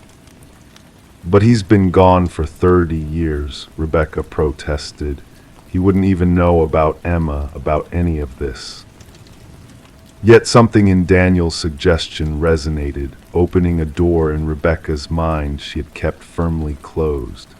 She remembered, suddenly, the letter that had arrived 3 years ago, no return address, just her name written in an unfamiliar hand.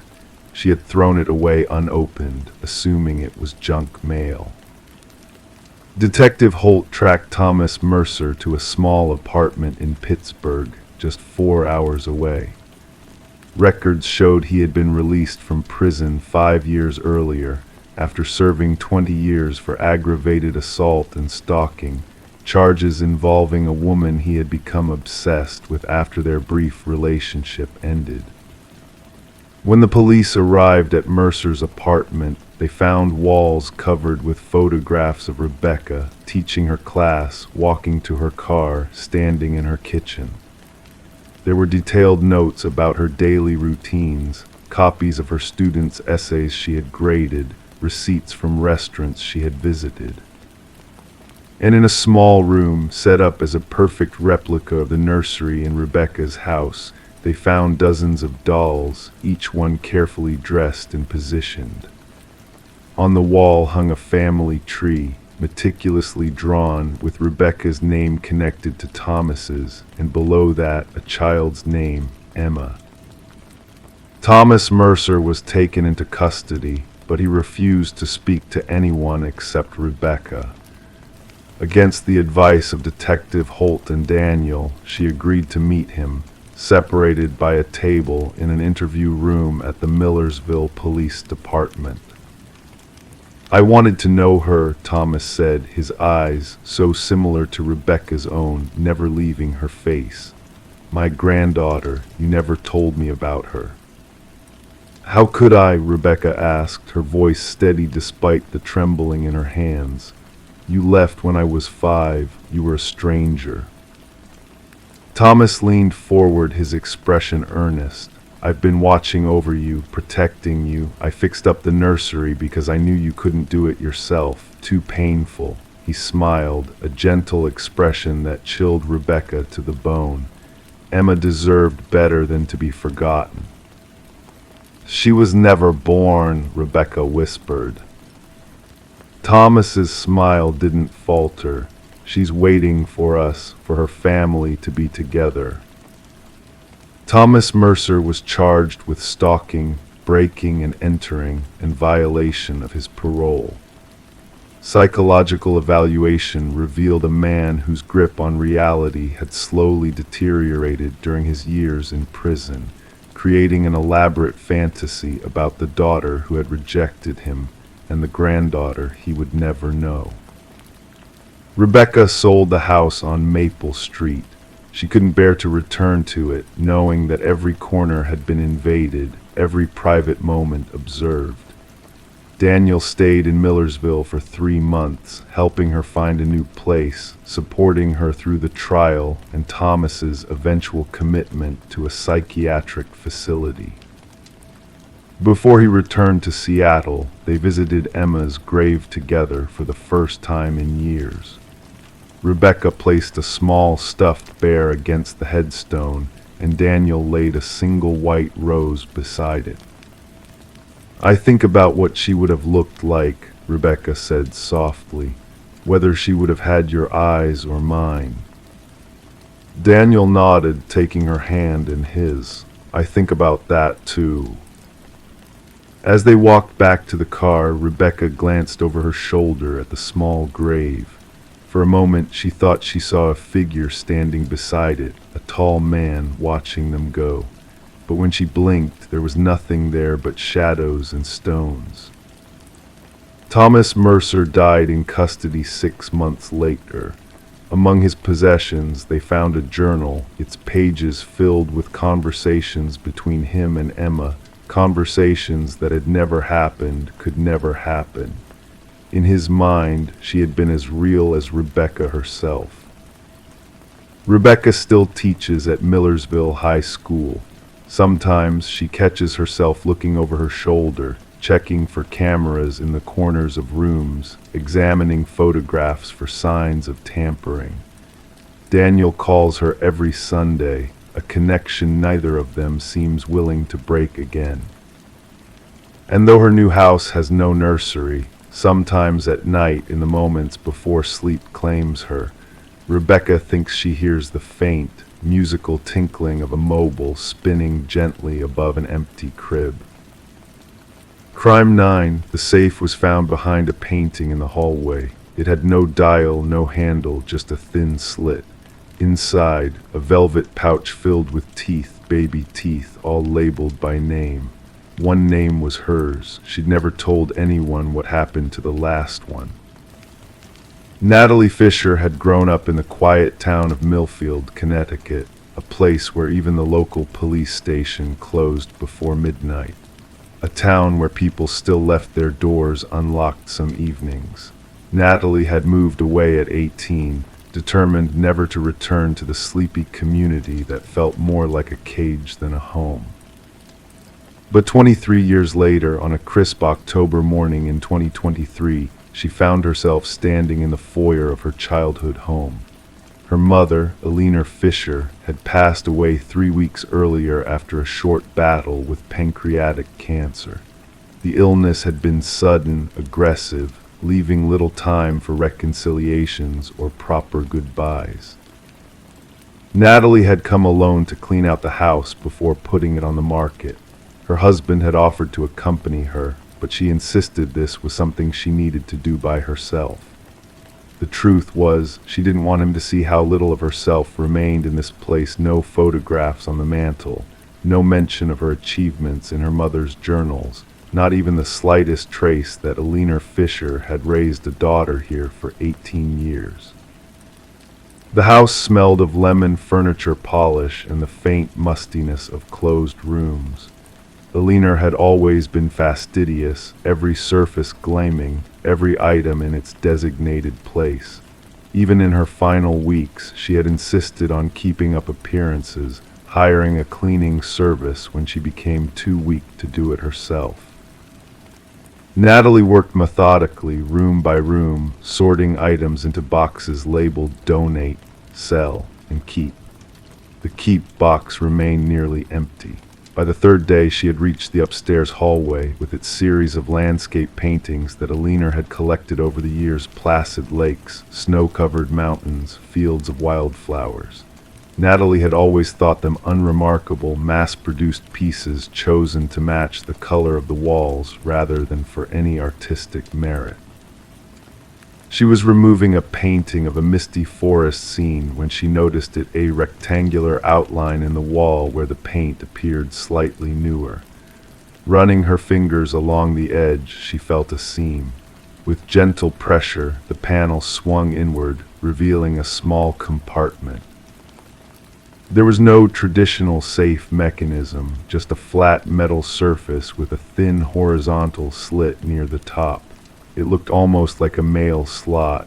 Natalie stared at it, puzzled. She'd lived in this house for nearly 2 decades and never known of its existence. Using her phone's flashlight, she peered inside. A small, dark blue velvet pouch sat on the metal floor of the compartment. When she reached in to retrieve it, the pouch felt heavier than expected, the contents shifting with a light clicking sound. Natalie carried the pouch to her mother's bedroom and sat on the edge of the meticulously made bed. The drawstring opened easily. She tipped the contents onto the cream-colored duvet.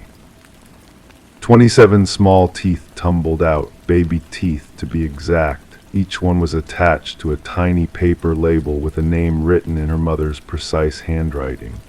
Natalie sifted through them with growing unease. Michael Dawson, Emma Wilkins, Trevor Stanley, Lily Chen.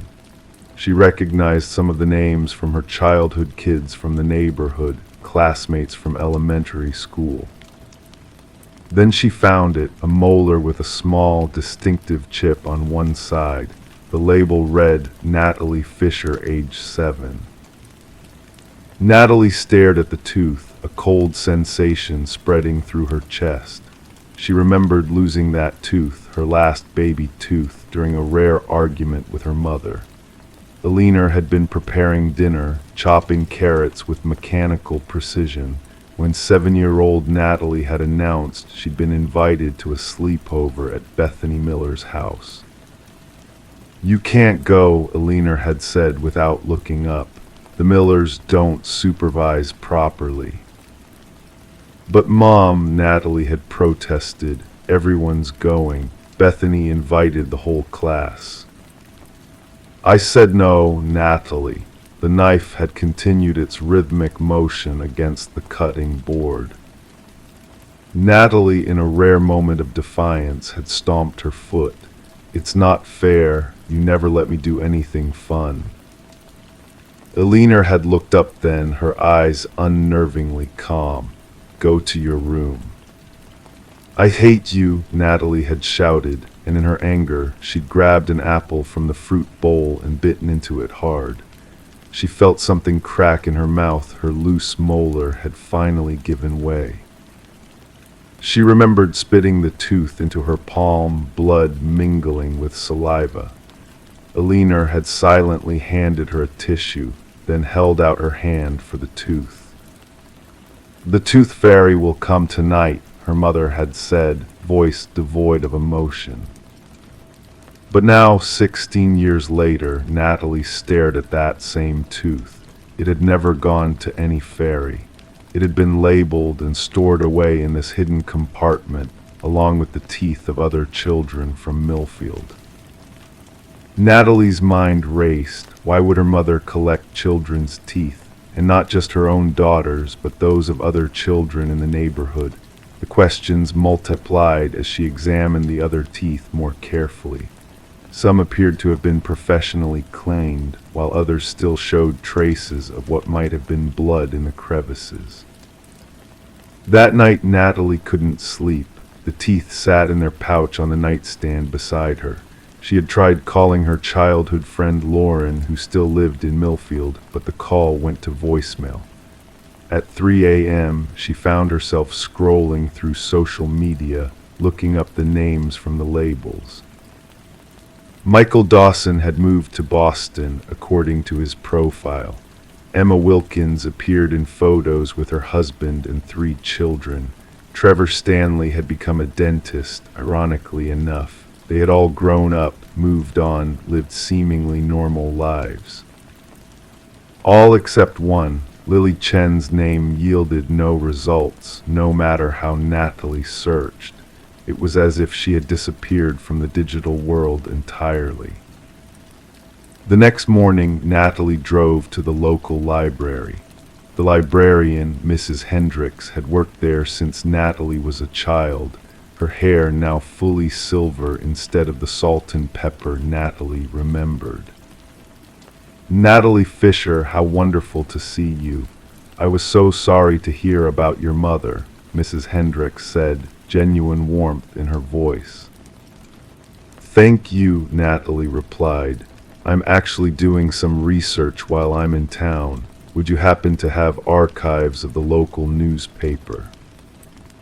"Of course, dear. How far back do you need to go?" "Early 2000s, I think." Mrs. Hendricks led her to a computer. "We've digitized most of our archives. Just type in what you're looking for."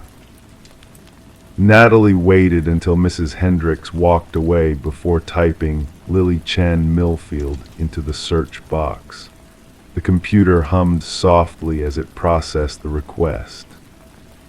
3 results appeared. Natalie clicked on the first, a small article from September 2001. "Local girl missing, police seek information." The article was brief. Lily Chen, age 8, had disappeared while walking home from Millfield Elementary School on September 18, 2001. She had last been seen leaving the school grounds around 3:15 p.m. The article quoted Police Chief Robert Martinez saying they were pursuing all leads and asked anyone with information to come forward. Natalie clicked on the second article, dated October 5, 2001. Search for missing girl continues. Community holds vigil. The photograph showed a crowd holding candles in the town square. Natalie searched the faces in the grainy image and found her mother standing at the edge of the crowd, her expression unreadable. The third article from December 2001 reported that the case remained open, but active leads had dwindled. Lily Chen had never been found. Natalie stared at the screen, her heartbeat loud in her ears. She had been 7 years old when Lily disappeared, the same age as the tooth labeled with her name in her mother's hidden collection. She didn't remember much about Lily's disappearance. September 2001 had been a chaotic time, with the national tragedy overshadowing local news. But now, fragments of memories surfaced, teachers speaking in hushed tones, parents suddenly insisting on driving their children to school, police officers showing up at their classroom asking gentle questions. Natalie printed the articles and drove back to her mother's house, her mind churning with questions. As she pulled into the driveway, she noticed a car parked across the street. Lauren had received her message after all. Lauren Phelps and E. Wilson had aged well. Her blonde hair was shorter now, styled in a practical bob, but her smile was the same as when they were teenagers. I came as soon as I got your voicemail, Lauren said, hugging Natalie. It sounded urgent. Inside, Natalie showed Lauren the teeth and the articles about Lily Chen. Lauren's face paled as she examined them.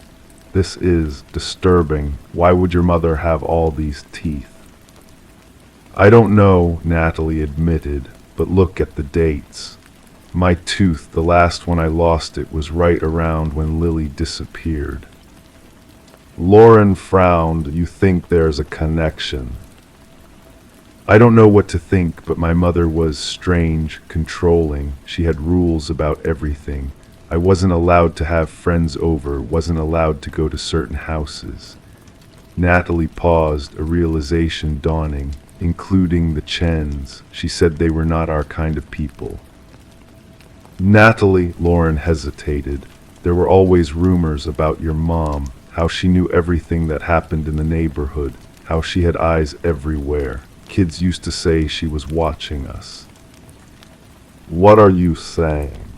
Nothing specific, just she was odd, and she worked as a dental assistant for years, right? At Dr. Harmon's office, she would have had access to children's dental records. Natalie nodded slowly, but that doesn't explain Lily Chen. They spent the afternoon going through the house more carefully, searching for anything that might explain the collection of teeth or provide information about Lily. In Aliner's precisely organized home office, they found a locked desk drawer.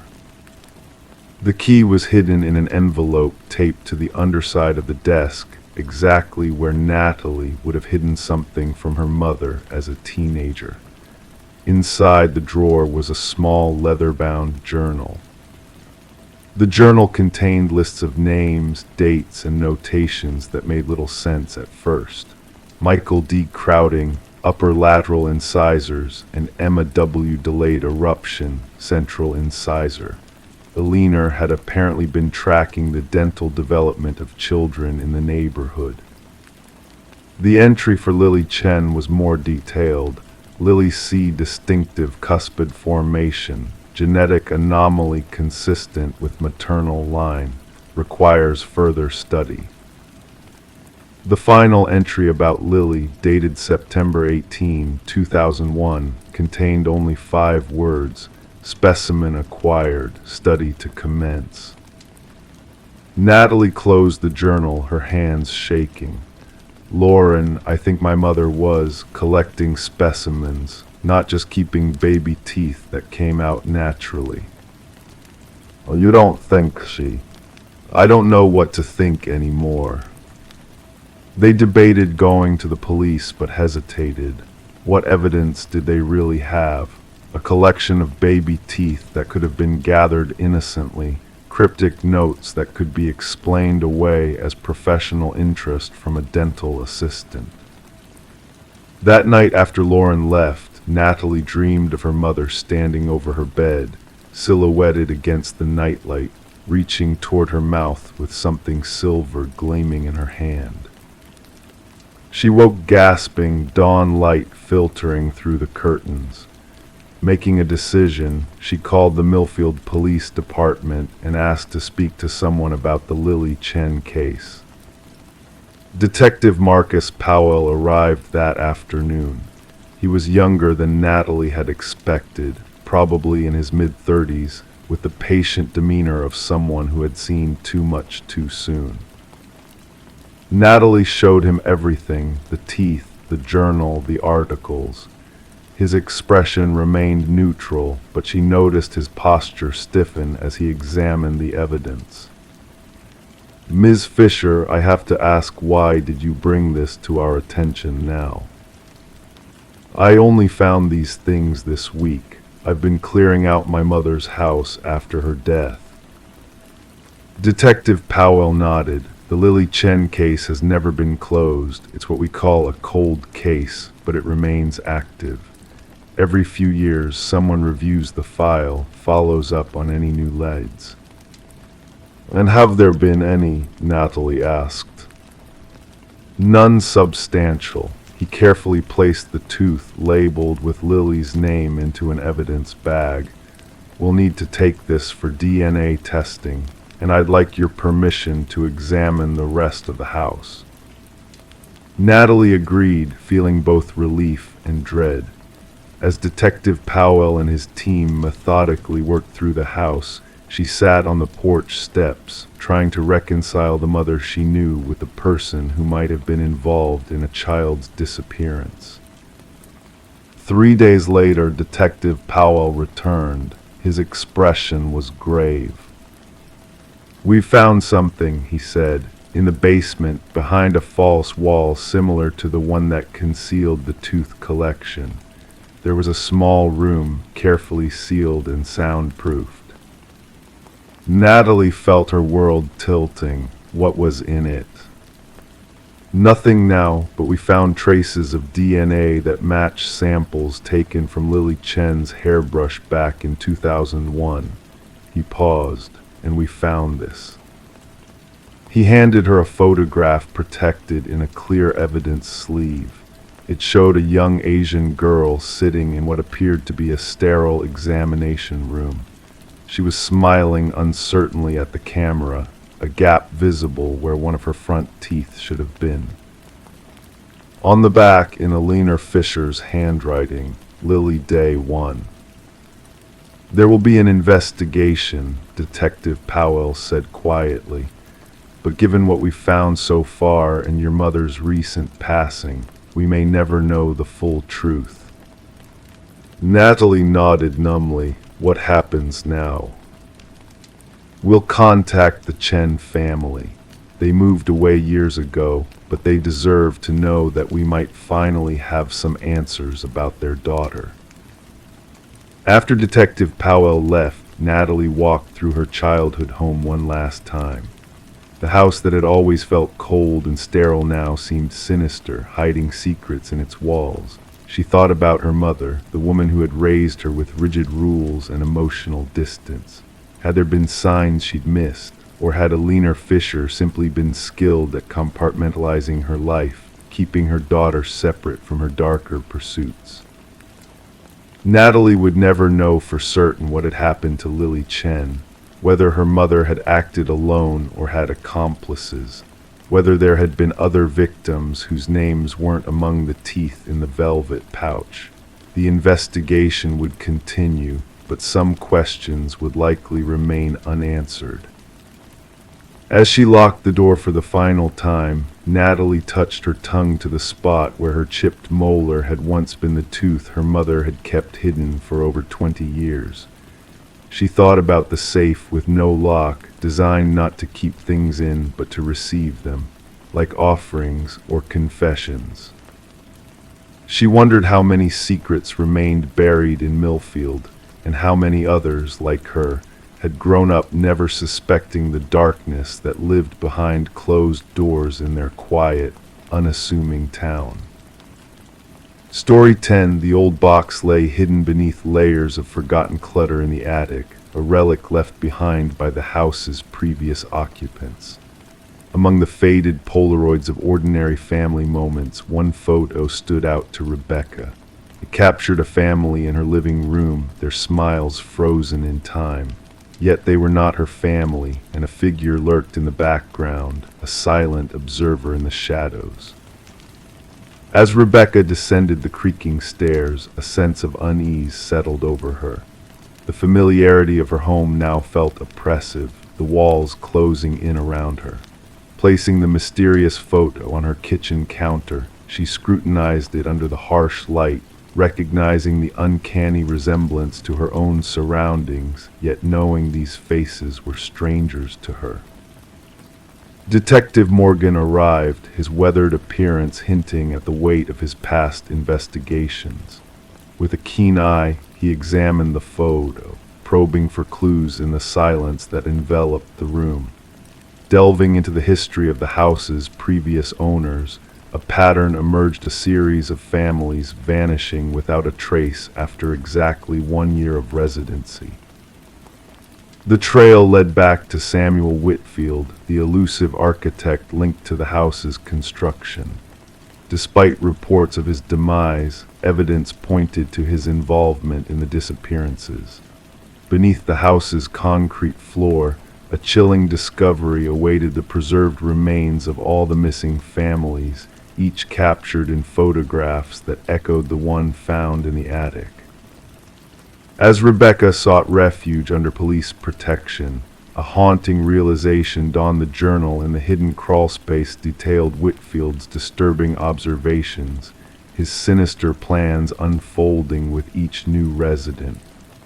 A phone call in the dead of night, the mechanical click of a camera, evidence that the sinister presence still lingered, watching from the shadows. The investigation into the enigmatic figure continued, shrouded in uncertainty. The house stood silent, its secrets buried within its walls.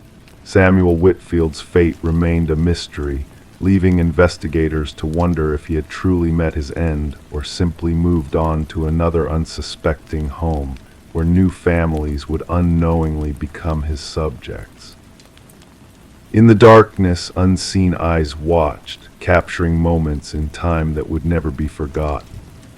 Those who dared to uncover the truth found themselves entangled in a web of mystery, where the line between reality and nightmare blurred, a chilling reminder that some secrets are meant to remain hidden, their whispers echoing through the empty rooms of a house that held onto its dark past.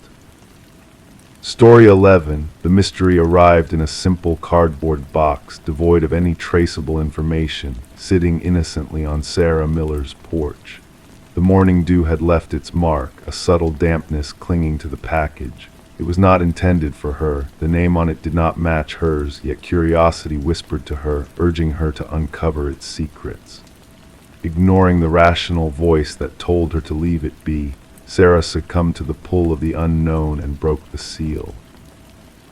Within the box lay a relic of the past, a VHS tape, accompanied by a solitary sticky note bearing the cryptic instruction, "Watch alone." Sarah hesitated, feeling the weight of the black plastic cassette in her hands, a weight that seemed to transcend the physical realm, hinting at hidden truths waiting to be unveiled. Her fingers traced the edges of the tape, sensing the history imprinted on its worn surface. The handwritten note bore the marks of urgency, as if the sender's message carried a burden too heavy to bear alone. As Sarah stood in her kitchen, the familiar sounds of suburban life drifted in through the open window, a distant dog's bark, the laughter of children playing, the rhythmic hum of a lawnmower. Unbeknownst to the outside world, a silent enigma had entered her home. Placing the package on the counter, Sarah pondered the unfamiliar name Daniel Whitaker. It held no significance in her life, a mere stranger's identity that had found its way to her door. The tape beckoned to her, a mystery waiting to be unraveled. Against her instincts, she inserted the cassette into her old VCR, the static on the screen gradually giving way to a dimly lit room, a lone figure seated in the shadows. The man on the screen identified himself as Daniel Whitaker, his voice steady yet tinged with an underlying urgency. His words painted a tale of innocence shrouded in suspicion, of a crime he claimed he did not commit. The room around him revealed a life in disarray, a transient existence marked by fear and uncertainty. As the truth unfolded through Whitaker's confession, Detective Eliza Ramirez found herself entangled in a web of deceit and betrayal. The tapes, each bearing the same desperate play, hinted at a sinister plot aimed at framing an innocent man for a heinous crime. The investigation took a startling turn as Ramirez delved deeper into the life of the victim, Catherine Walsh, uncovering a trail of corruption and conspiracy within a powerful pharmaceutical corporation. Walsh's pursuit of justice had led to her untimely demise, her efforts to expose the truth met with a tragic end. Sarah Miller received a second package, this time filled with damning evidence that vindicated Whitaker's claims. The pieces of the puzzle began to fall into place, revealing a network of lies designed to protect the guilty and condemn the innocent. With each tape, with each revelation, the truth emerged from the shadows, shedding light on a dark conspiracy that had remained hidden from view. Whitaker's journey from suspect to victim to vindicated hero was a testament to the perseverance of those who refused to accept a manufactured reality. In the end, justice prevailed, not through grand gestures or dramatic arrests, but through the quiet determination of those who dared to challenge the facade of deception. The tapes, once symbols of mystery and intrigue, now stood as testaments to the power of truth in a world clouded by lies. As Sarah and Whitaker stood face to face, their lives forever intertwined by a twist of fate, they understood the significance of their meeting. The wrong address had led to the right person, a beacon of hope in a sea of darkness. And so the VHS tapes, once carriers of enigma and uncertainty, now rested in the hands of justice, their contents a reminder that sometimes the most profound truths arrive in the most unexpected of packages, waiting for those brave enough to unravel their mysteries.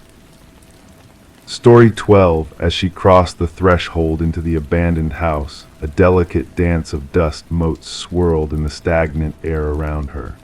The years of neglect were evident in the peeling walls and the furniture draped in ghostly sheets.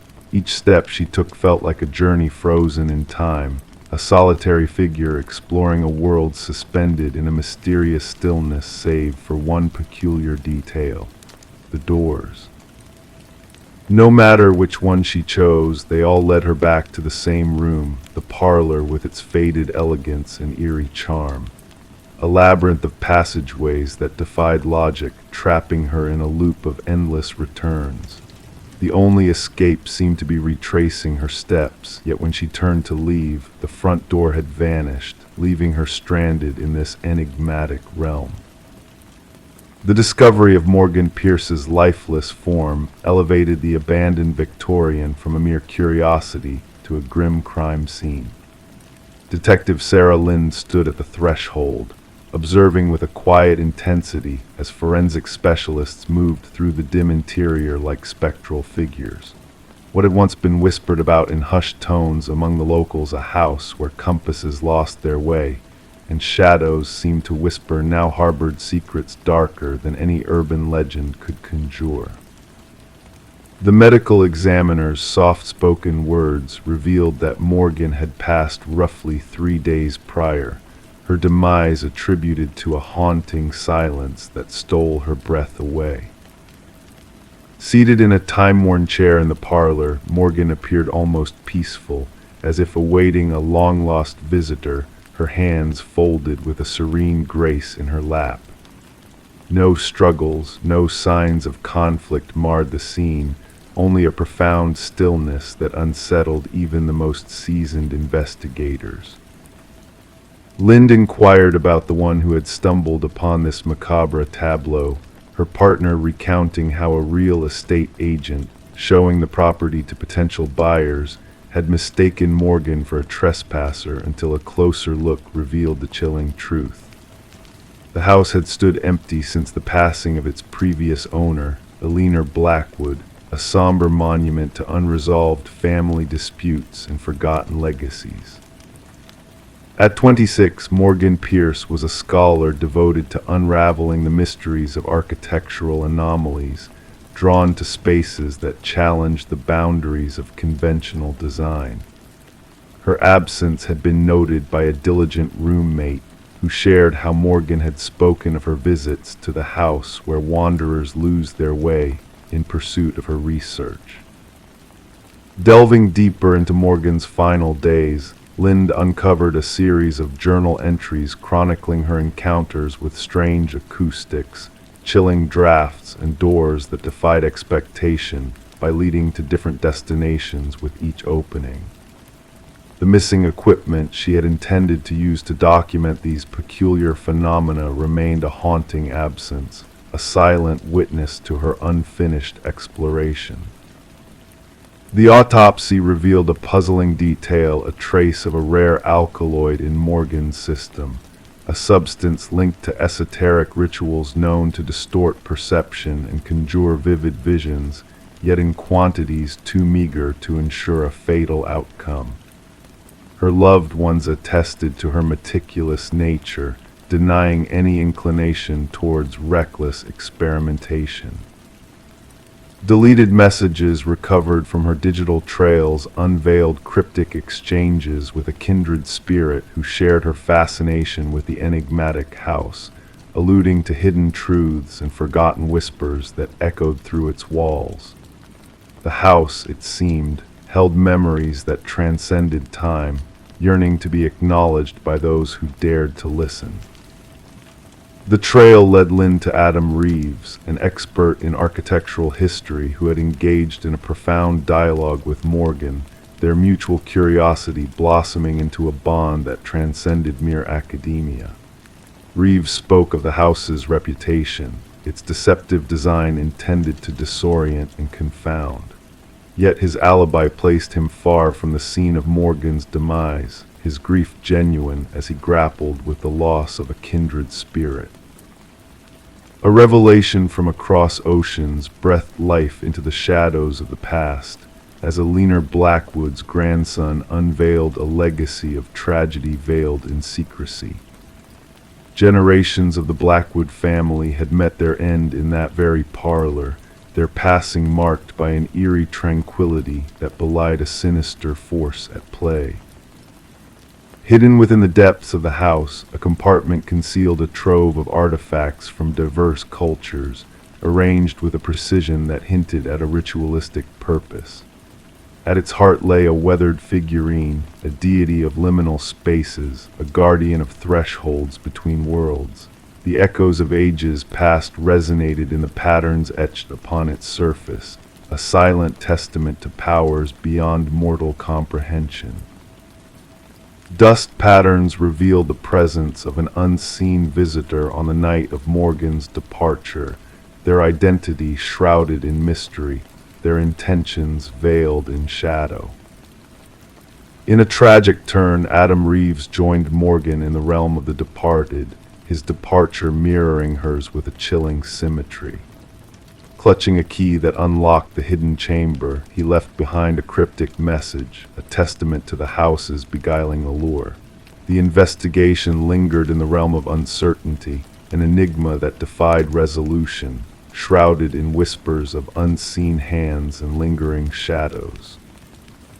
The house stood condemned, its secrets buried beneath layers of dust and memory, yet whispers persisted of lights flickering in the darkness and figures glimpsed in the corners of weary eyes. Some believed that the house claimed those who delved too deeply into its mysteries, ensnaring them in a web of forgotten truths and untold legacies. Others whispered of a realm that existed beyond the confines of ordinary perception, where the boundaries between reality and illusion blurred into obscurity. The truth remained elusive, a phantom that danced on the edge of comprehension, beckoning the curious to venture into the unknown. And so the house stood silent, its doors leading nowhere and everywhere, a testament to the enduring enigma of a place where time stood still and mysteries whispered on the wind. Story 13. The gentle current whispered secrets as it flowed that tranquil morning, the water reflecting the stillness of the world above. The fisherman, lost in his thoughts, almost missed the peculiar sight of a solitary suitcase bobbing near the shore. At first glance, it seemed like a forgotten relic, perhaps discarded by careless hands.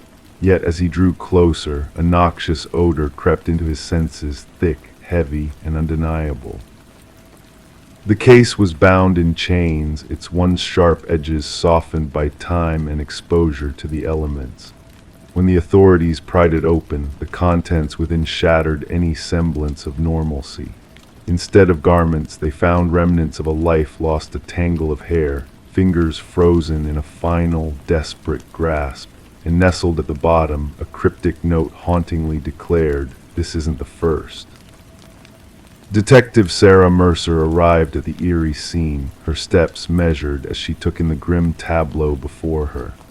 The victim, a woman in her mid-30s with dark locks now matted by the river's touch, lay silently on the shore. The meticulous work of the medical examiner painted a portrait of tragedy, each detail catalogued with precision before the body was tenderly carried away. But what struck Mercer amidst the blankness was not the manner of disposal, but the peculiar care taken in presenting the victim manicured nails, freshly styled hair, adorned in luxurious attire. "She was not meant for this place," Mercer murmured, her gaze following the rhythmic dance of the water against the muddy bank. "She was arranged, adorned." The woman was identified as Catherine Walsh, a successful real estate agent renowned for her prowess in selling prestigious properties. Divorced, childless, she lived a solitary existence in an affluent neighborhood. Colleagues painted a portrait of a driven, meticulous individual, fiercely private in her endeavors. Her abrupt disappearance, noted when she failed to attend a crucial showing for affluent clients, sent ripples of concern through her circle. She would never miss such an opportunity, her assistant insisted, her voice tinged with worry. That sale meant everything to her. As investigators delved into Walsh's meticulously kept abode, a sense of unease lingered in the air. Every corner exuded an air of calculated perfection, designer furnishings meticulously arranged, surfaces devoid of even a whisper of dust. The refrigerator housed neatly arranged meals, labeled and organized by the passing days. Her wardrobe stood as a testament to order, clothing sorted by color, shoes nestled in protective coverings. Yet a singular anomaly in her otherwise impeccable sanctuary caught the eye: a slightly ajar drawer in her home office. Within, a leather-bound journal lay in silent repose. The final entry whispered of unseen shadows, of a lurking presence. He watches once more, the same vehicle, different plates. A digital excavation of Walsh's online existence unveiled a chilling narrative, numerous messages from unknown sources, each bearing the same unsettling phrase, "I see your perfection." Sent at identical times on different days, these missives painted a sinister picture. Her browsing history, a mosaic of fear and vigilance, revealed searches for security systems, self-defense tools. Mercer's mind wove a fragile thread, connecting the dots from the crime scene to the digital breadcrumbs. "Our perpetrator is no mere brute," she confided to her partner. "This is a choreographed dance, a macabre ritual." The break in the case emerged unexpectedly, a glimmer of light in the encroaching darkness. A local pawnshop owner recognized a distinctive emerald necklace missing from Walsh's possessions. The man who had relinquished it, a regular by the name of Michael Linden, a nondescript maintenance worker, was soon under the watchful eye of the law. Surveillance footage unveiled a tapestry of intrusion, Linden's repeated visits to Walsh's domain, his presence a shadow in her meticulously curated world. A search of his modest dwelling unearthed a chilling gallery photographs of Walsh and other women, each bearing a striking resemblance, each captured in moments of vulnerability. Some faces were marred by a cruel stroke of red. Walsh stood as the third muse in his twisted collection. Behind a deceptive facade in Linden's closet lay a shrine of horrors. Personal effects of each victim were reverently displayed: a lock of hair, a tissue stained with lipstick, fragments of a life stolen. Each item meticulously catalogued alongside a journal detailing intimate details of their existence, their quirks and routines laid bare. The interrogation room turned frigid as Linden, his veneer of calm unbroken, faced the weight of his deeds. "They were flawed," he intoned, his voice devoid of emotion. "They paraded in false perfection, but I saw through their facade. Catherine, she left her desk in disarray. Her lipstick always a smudge. Her perfection was a lie." The search for the missing pieces of Linden's macabre puzzle led investigators to desolate realms where two additional cases were unearthed. Within them lay echoes of Walsh, of lives extinguished in the name of a twisted ideal. Real estate agents, each a mirror to the other, each claiming to embody the essence of meticulousness. As Linden faced the scales of justice, his demeanor unyielding, a tale of horror unfolded in the courtroom. Months of meticulous stalking, of intrusion into lives veiled in false perfection, culminated in acts of unspeakable violence.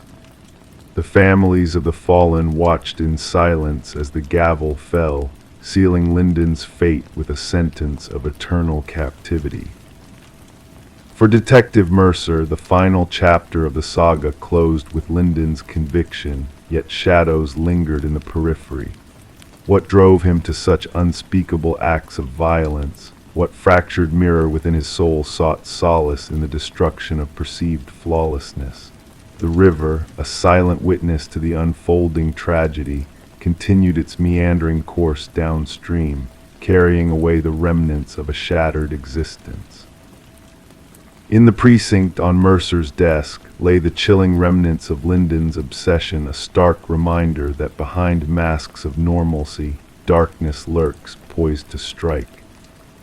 In the quiet of the night, as the world slumbers, the most sinister of predators may be those cloaked in the guise of ordinariness, waiting for the slightest crack in the facade to reveal their true nature. Story 14, the worn envelope aged with time, bore the mark of a fresh stamp, its ink still vibrant from being sent just days before. With meticulous care, the detective unfolded it, revealing a single sheet of paper, its message hastily typed in an uneven script. "I am sorry for what I did." The paper exuded a faint dampness, a lingering scent of iron clinging to its fibers. It was only upon closer inspection that the detective noticed a reddish smear along the paper's edge, a chilling indication that it wasn't just ink staining the page. Detective Sarah Morgan, with practiced precision, placed the letter into an evidence bag, her gloved fingers ensuring no trace was overlooked. The forensics team's analysis confirmed her suspicions the reddish stain was indeed human blood, a match to DNA from an unsolved homicide case that had long troubled the department. The victim, a young journalist named Rebecca Warren, had been discovered in her apartment, her life taken by multiple stab wounds. The crime scene suggested a connection to a story she was investigating, as her laptop was missing and her notes scattered. Despite exhaustive efforts, the case had remained unsolved until this mysterious letter arrived at the police department, simply addressed to Homicide Division. The faint fingerprints left on the paper and envelope hinted that the sender had taken precautions, likely wearing gloves. The postmark, however, provided a valuable light after months of stagnation.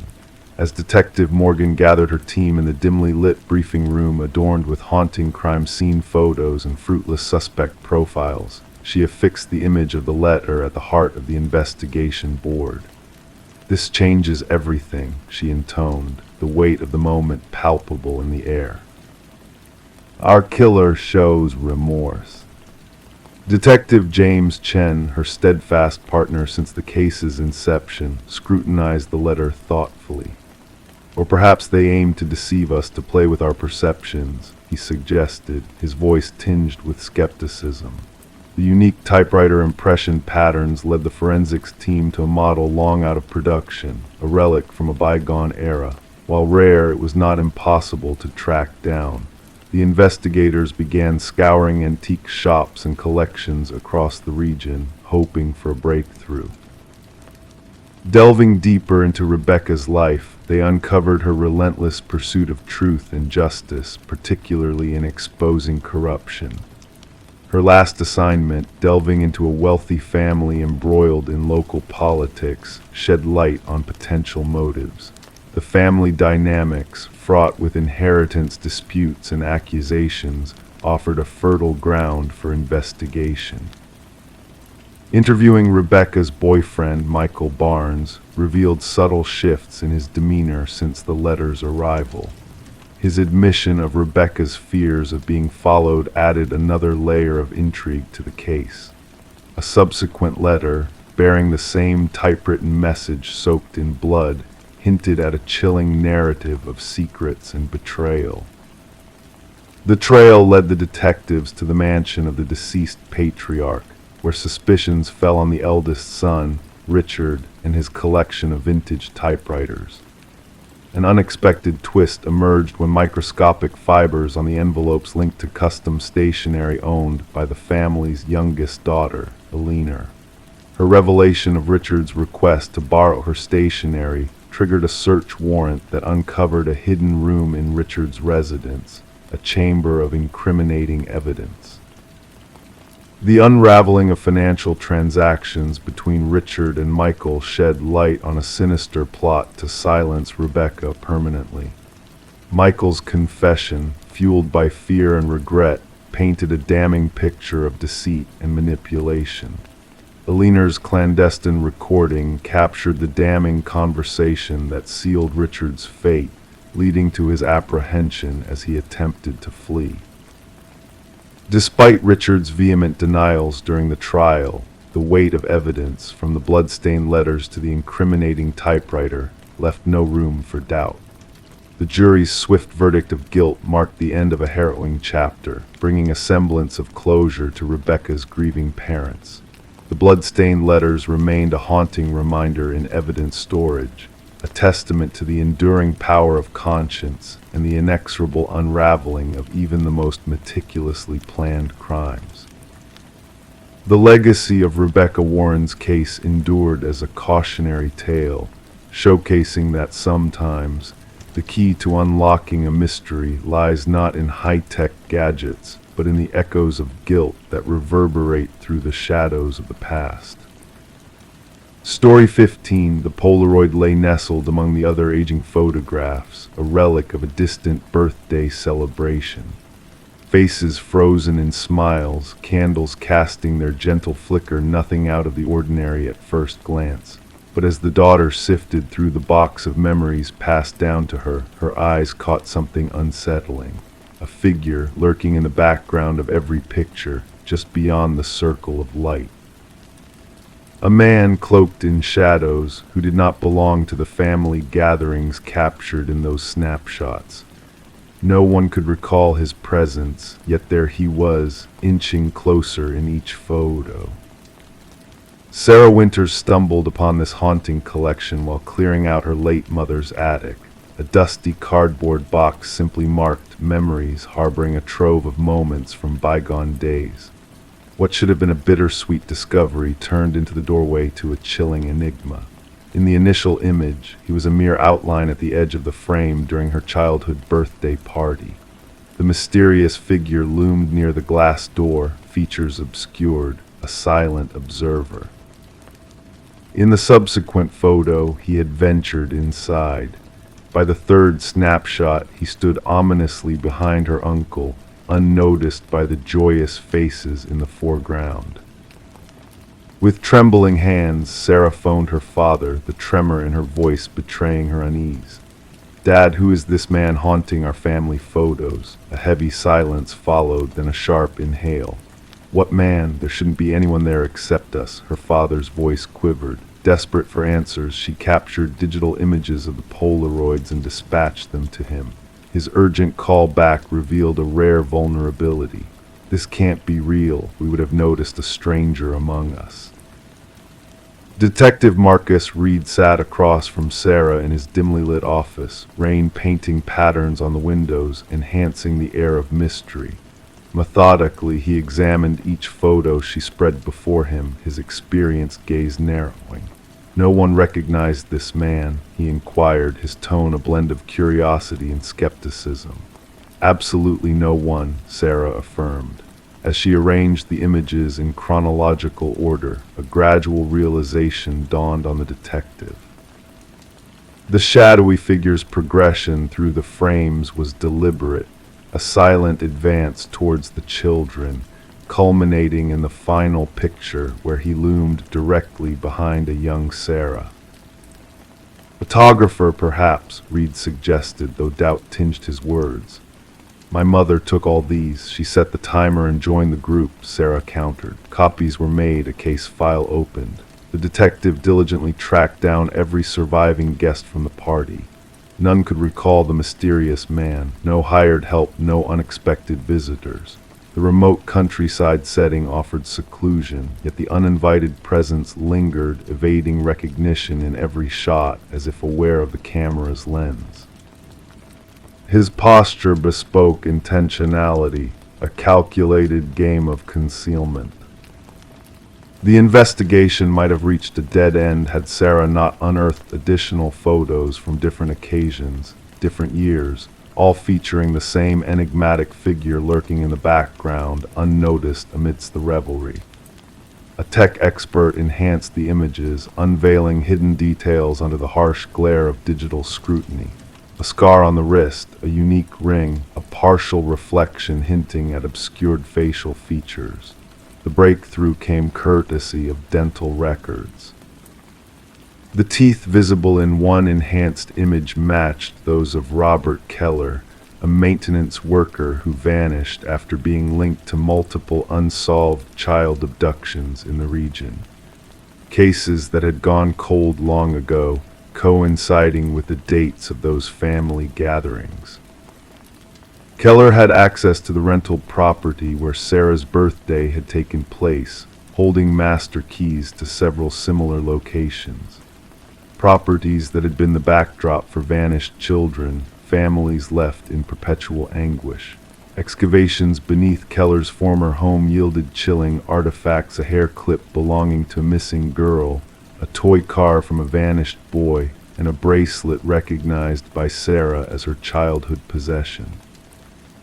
Alone in her apartment, surrounded by the damning photos, Sarah received a call from the detective informing her of the grim discovery of remains near one of the rental sites.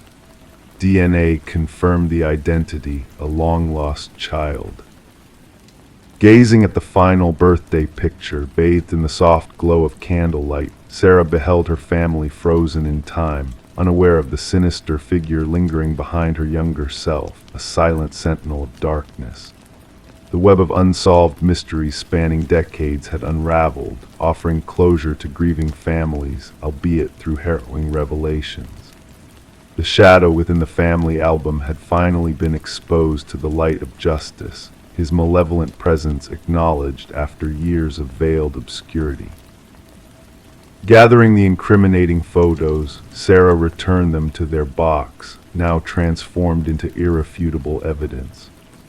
A stark reminder that sometimes the most insidious threats lurk in plain sight within captured moments, concealed entities that drift through celebrations unnoticed, leaving only faint traces of their sinister passage through time's frozen tableau. Story 16, as she cleared the mist from the mirror, her gaze fixed upon her reflection. Yet a subtle disquiet lingered in the air. Her features appeared normal, her attire unchanged. But the longer she peered, the more a sense of unease crept over her. A flicker at the edge of her vision, a movement not of her own making. When she turned away, her reflection remained motionless, observing. This was the moment that launched the enigma of Rebecca Thorne, unfolding a mystery that would bewilder investigators and cast a shadow over the community for years to come. Rebecca resided alone in a modest apartment nestled in a serene suburban enclave. Known for her methodical nature and reserved demeanor, she lived a life of solitude, yet maintained amicable relations with her neighbors. Working as a data analyst for a medium-sized firm, her days were dictated by routine and precision. There was nothing about her that hinted at her future role as the focal point of one of the most bewildering criminal puzzles of the era. The initial signs were subtle. Trifling objects in her home seemed subtly rearranged, no items missing, just shifted. A cup relocated to a different shelf, books rearranged on the shelf, her toothbrush out of place by the sink. Initially attributing these occurrences to absent-mindedness induced by long hours of work under harsh fluorescent lights, Rebecca dismissed them. Detective Marion Shaw first heard of the disturbances when Rebecca, after enduring weeks of such anomalies, finally reached out to the authorities.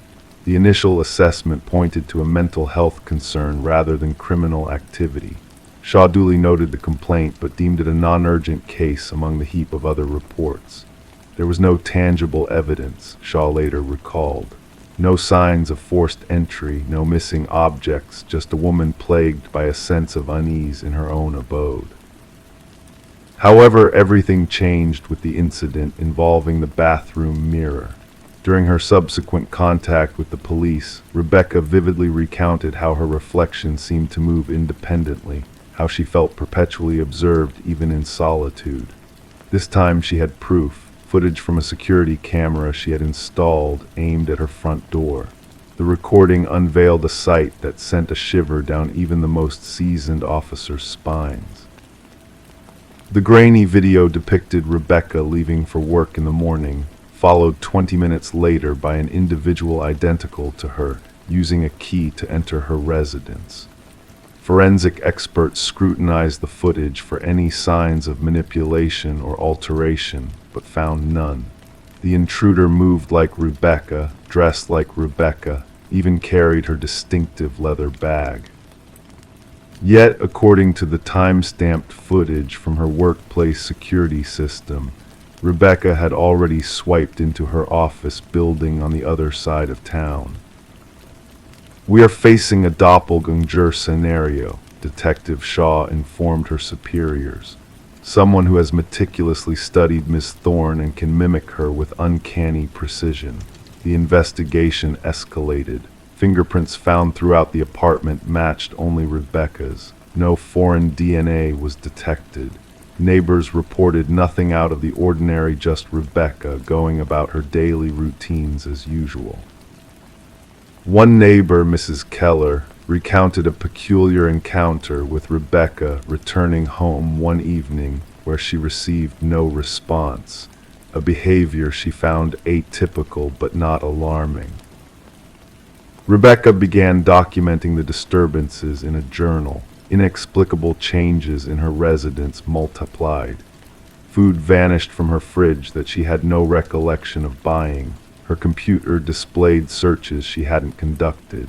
Most unsettling were the photographs on her phone selfies resembling her, yet she had no memory of taking them. In some, her expression seemed subtly askew, her smile too wide or her gaze too intense. "I feel as though I'm losing my mind," she confided to Detective Shaw during their third meeting. "Or perhaps someone is trying to make me believe so." A breakthrough emerged when investigators discerned a pattern in the security footage. The doppelganger only entered when Rebecca left for specific engagements, therapy sessions, yoga classes, Sunday morning grocery runs, pre-planned activities with predictable durations. "Someone is deeply familiar with your routine," Shaw elucidated. "This isn't by chance, it's a calculated form of surveillance and infiltration." A forensic psychologist proposed a theory of fixation, a person fixated on assuming Rebecca's identity, possibly aiming to supplant her entirely. While rare, such cases were documented in psychological literature. Typically, the perpetrator had undergone a psychological rupture and fixated on a victim who embodied qualities they coveted: stability, beauty, success, normalcy. The focus of the investigation honed in on Lily Winters, a former colleague mentioned by Rebecca. Lily had been terminated due to escalating erratic behavior, having worked closely with Rebecca and often remarking on their similarities. Following her dismissal, she sent Rebecca a series of unsettling emails, one of which read, "We could be the same person.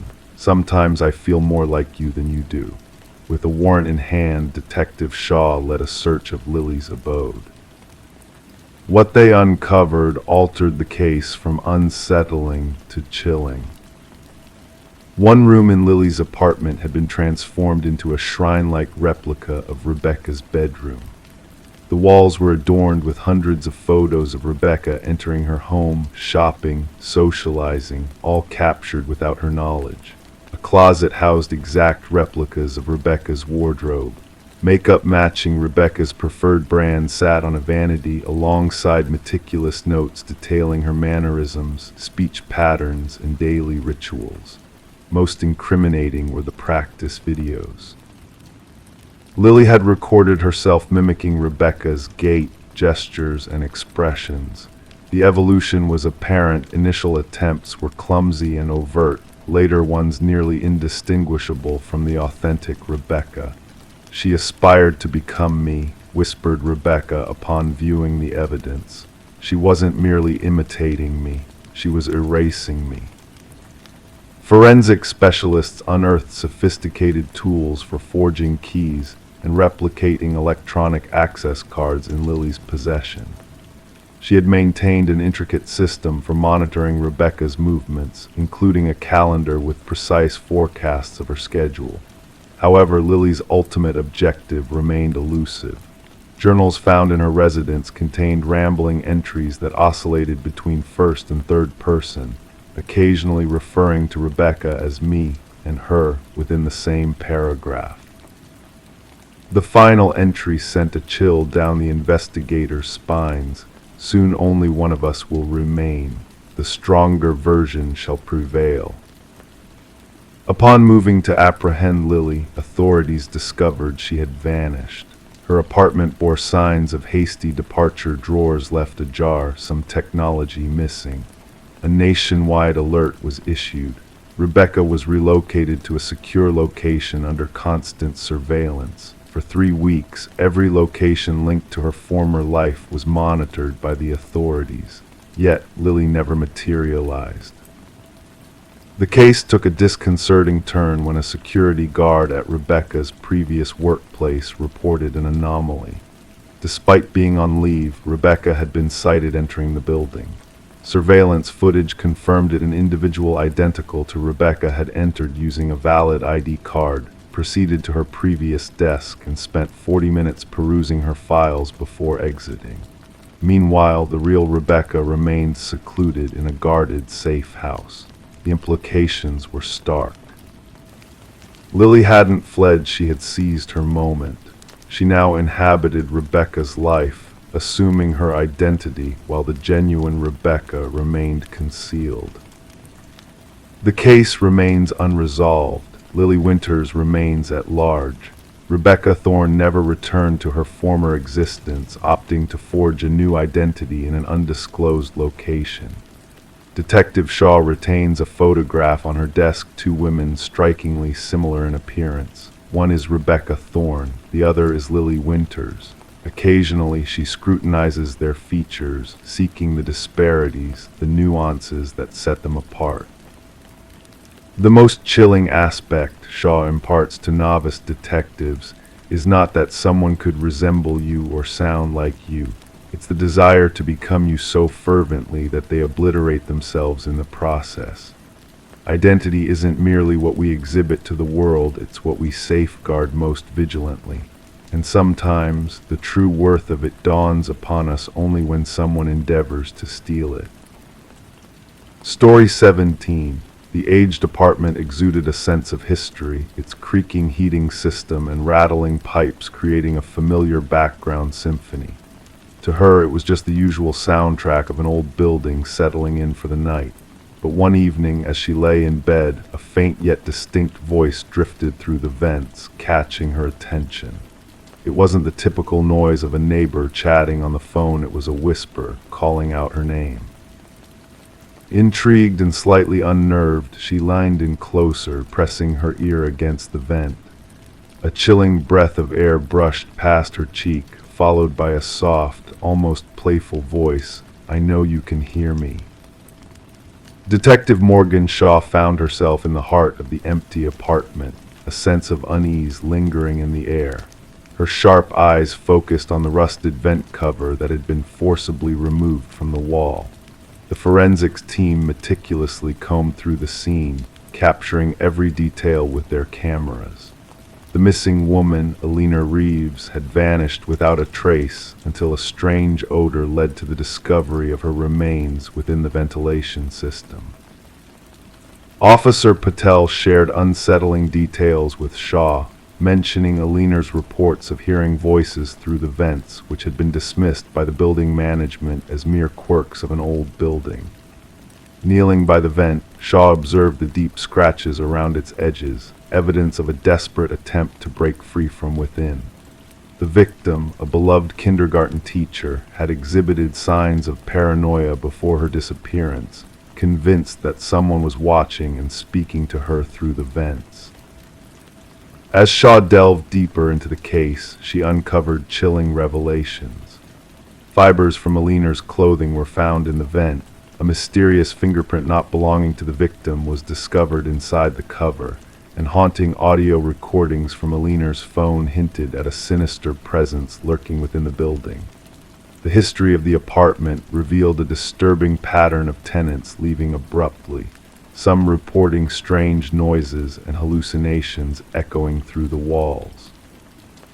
The investigation took a dark turn when a hidden access panel in Alina's bathroom revealed a secret maintenance passage running through the walls, providing a haunting glimpse into the perpetrator's world. Shaw's suspicions fell upon the building superintendent, Harold Weber, whose composed demeanor cracked under questioning about the previous occupants of apartment 4B. Further evidence emerged from Weber's meticulously organized files, containing recordings and personal mementos of his victims, showcasing a twisted obsession with their lives. Shaw's team uncovered a storage unit filled with artifacts from past tenants, solidifying Weber's disturbing connection to those he had watched and preyed upon. Weber's arrest shed light on a horrifying truth: the predator had been living within the walls, manipulating his victims and leading them to their demise within the labyrinth of ducts and passages. As the trial unfolded, Weber's facade of sanity crumbled, revealing a chilling belief in the building's ability to communicate through him. Despite Weber's conviction, the echoes of his deeds lingered within the vacant apartment building. New residents reported eerie sounds emanating from the vents, whispers in the walls, and inexplicable drafts carrying haunting voices. The building retained its old habits, the groaning heating system, the rattling pipes, a reminder of the dark secrets hidden within its walls, waiting to be heard by those who dared to listen. Story 18. The motel stood there, neglected and worn, a temporary refuge for weary travelers seeking a night's rest. With a peculiar gaze, the clerk handed her the key, a silent warning lingering in his eyes. "Just avoid the last door on the left," he whispered cryptically. Intrigued, she felt a tug of curiosity in her chest. That night, amidst the hushed stillness of the hallway bathed in dim light, she found herself standing before it. The doorknob chilled her hand, and as she leaned in, the door appeared no different from the rest until she listened closely. A soft, rhythmic breath whispered from the other side. Detective Morgan Reed, weary yet determined, pushed aside the crime scene tape and entered. The metallic tang of blood greeted her, the familiarity of it sending shivers down her spine. Stains darkened the carpet, a stark contrast to the untouched bed and pristine bathroom. In the center of this macabre scene lay a young woman, her golden locks splayed like a halo. Her vacant eyes seemed to gaze past the ceiling, frozen in an eternal expression of shock or dread. Reed knelt beside her, mindful not to disturb the evidence markers scattered around. "This marks the third one this season," the forensic technician remarked clinically, his camera capturing the tragedy from every angle. "The same modus operandi as before," Reed nodded in silence. The victim's attire hinted at a life far removed from this forgotten motel. An expensive handbag lay open on the nightstand, its contents undisturbed. This was no mere robbery. A deeper motive lurked in the shadows. The hotel manager lingered anxiously at the threshold, his complexion drained of color. "She checked in alone, paid in cash. I never imagined," his voice faltered. "The maid discovered her during the cleaning."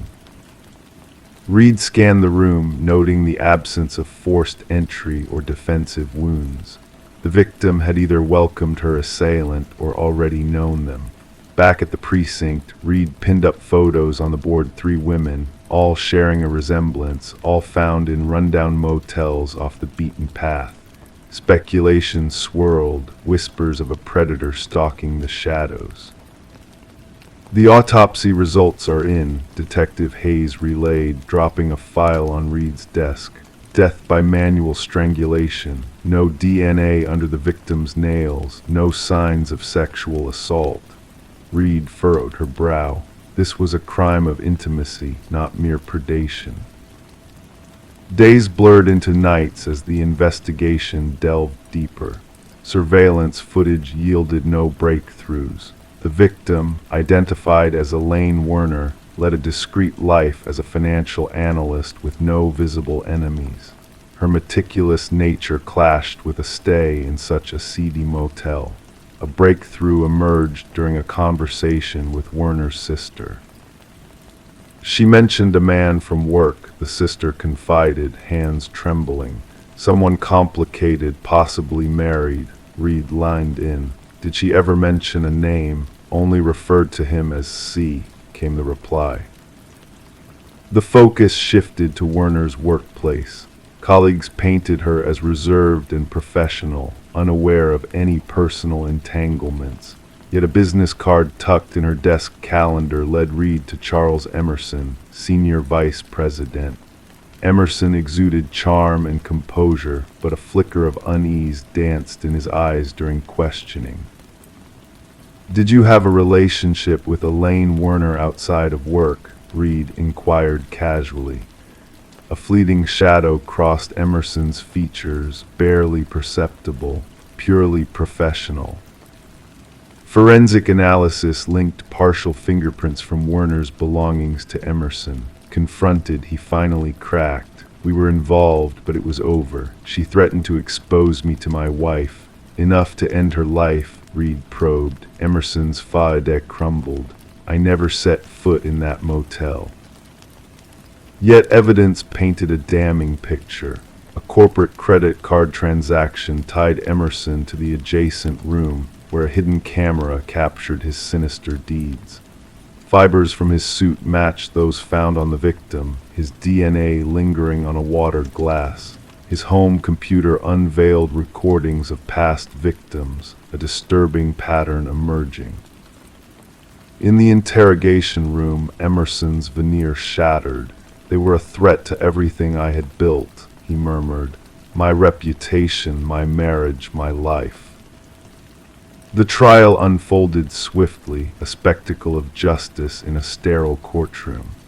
Emerson remained stoic, devoid of remorse, sentenced to life imprisonment without parole.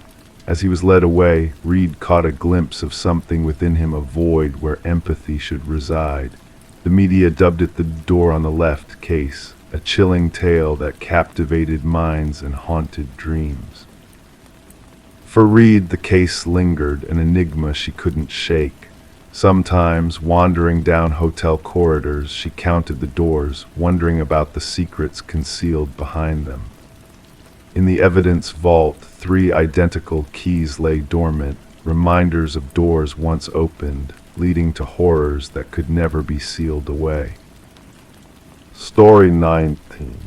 The aged apartment held its secrets, pipes that murmured, floorboards that whispered in the night. Yet the new tenant sensed a different presence, a rhythm in the silence that unsettled her. The footsteps, deliberate and hauntingly precise, echoed from above, though she resided on the highest floor.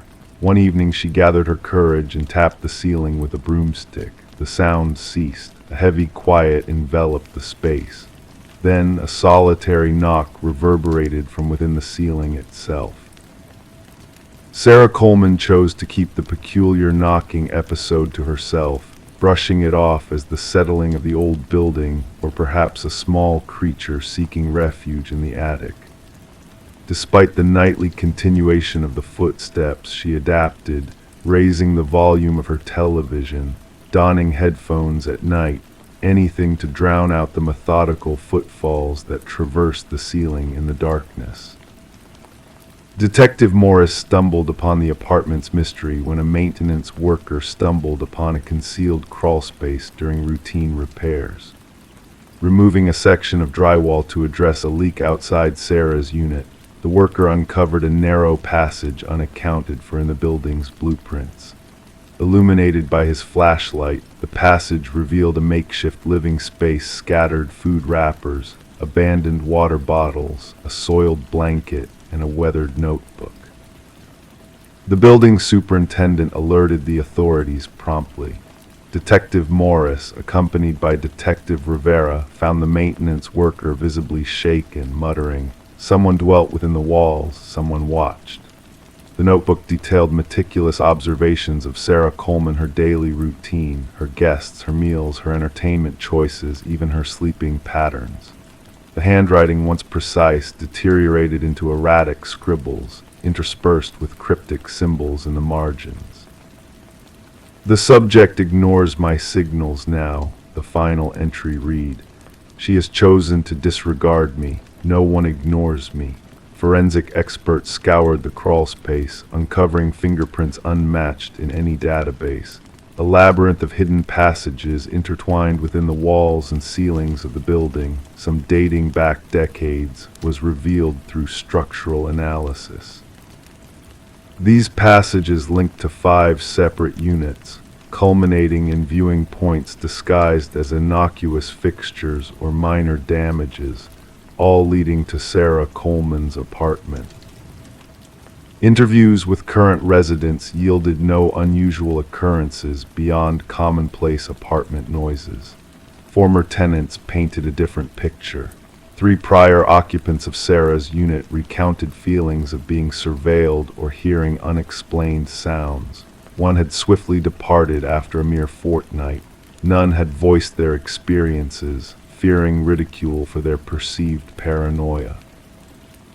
The breakthrough in the case arrived with the discovery of minuscule blood spatters in one of the crawl spaces. DNA analysis traced the blood to Martin Weaver, a former tenant who had vanished inexplicably 4 years prior. Martin had resided directly below Sarah's apartment. Detective Morris revisited Martin's disappearance, learning that Martin had complained about disturbances from the unit above an introverted man named Edward. Following a confrontation with Edward, Martin vanished, and Edward abruptly vacated his residence, leaving no forwarding details. A pattern emerged as investigators delved into Edward's history. He had resided in 6 distinct buildings over 2 decades, consistently opting for top-floor accommodations, maintaining minimal social interactions before disappearing without a trace. A neighbor from Edward's 3rd residence recalled him as brooding and frequently lamenting the necessity of silence. Property records unveiled Edward's ownership of secluded rural land. Upon investigation, a cabin emerged, adorned with photographs and notes. Images of apartment residents, including Sarah Coleman and Martin Weaver, adorned the walls. Detailed schematics of ventilation systems and structural vulnerabilities, alongside journals documenting specimen observations and habitat maintenance, peppered the space. A corkboard exhibited newspaper clippings, missing persons reports, 6 in total, all former residents of buildings Edward had inhabited. Beneath the board, the floor bore deep gouges, suggesting repeated dragging. Outside the cabin, cadaver dogs led investigators to freshly disturbed earth, revealing human remains. As forensic experts commenced the grim task of identification, Detective Morris revisited Sarah's building. Though the crawl spaces had been sealed, residents reported sporadic noises.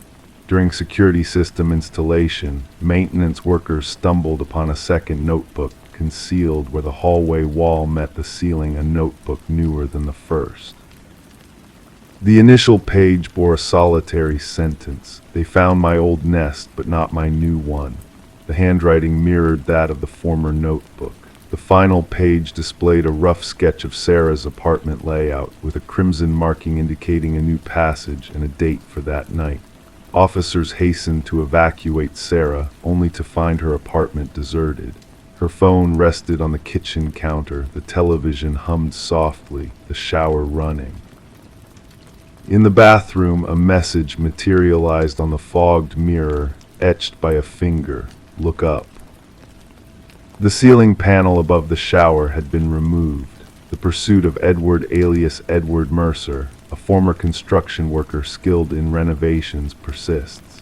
His comprehension of building structures facilitated the creation of his covert network of passages and observation points. Thermal scans of Sarah's building revealed no present occupancy within the walls. Sarah Coleman remains absent, her case linked to vanishing acts across multiple states.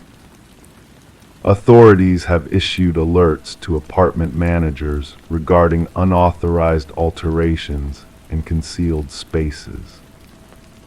What haunts Detective Morris most isn't the graves or the journals or even the snapshots of unsuspecting residents, it's the image of Sarah, listening to those footsteps overhead in an apartment devoid of an upstairs neighbor. The footsteps that ceased when she rapped on the ceiling, and then responded with a knock. Occasionally, in the solitude of his own home, Detective Morris gazes upward, listening, waiting, pondering who else might be listening in return. Story 20, The Attic Discovery. She never enjoyed venturing up to the attic, but the relentless storm had forced her hand. The leak in the roof demanded attention. As she ascended into the dimly lit space, a wave of reluctance washed over her. The attic was a realm of forgotten treasures, shrouded in layers of dust and intricate cobwebs that seemed to whisper forgotten tales. Amidst the shadows, nestled in the farthest corner, stood an ancient dollhouse. Its delicate features were eerily detailed, with miniature furniture meticulously arranged within its tiny rooms. However, as her gaze fell upon the miniature occupants, her unease deepened. These were not mere dolls, but intricately hand-carved replicas of her family members. Each tiny figure was positioned with eerie precision, mirroring the exact arrangement of her family members downstairs. Yet one unsettling detail stood out: her own miniature counterpart was not seated like the rest. Instead, it stood near the attic door, a silent sentinel in the miniature world. Rebecca Morgan tentatively reached out, her finger tracing the roof of the dollhouse where her tiny likeness stood. A shiver ran down her spine, unrelated to the chill that permeated the attic. The dollhouse did not belong here. This was not her childhood home, but a temporary abode her family had recently occupied. The discovery prompted a frantic call to law enforcement, setting off a chain of events that would unravel a chilling mystery. Detective Sarah Harmon led the investigation, initially dismissing the family's distress as a mere prank or figment of their imaginations. However, the intricate detail of the dollhouse and the unnerving presence of surveillance cameras hidden within the miniature figures soon revealed a disturbing reality. Forensic analysis uncovered a hidden entrance to a basement living space beneath the house, where evidence of a long-term intruder was found.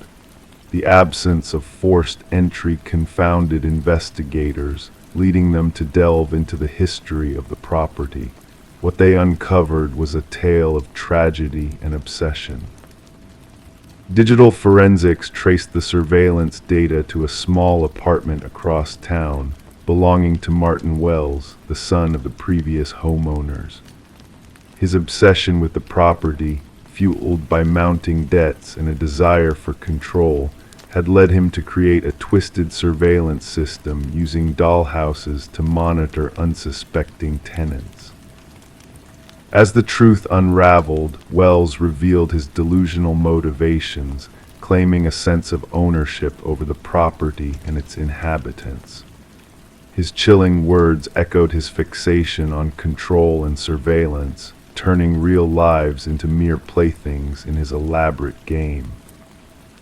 The case sent shockwaves through the community, prompting a reevaluation of real estate disclosure laws and privacy protections for tenants.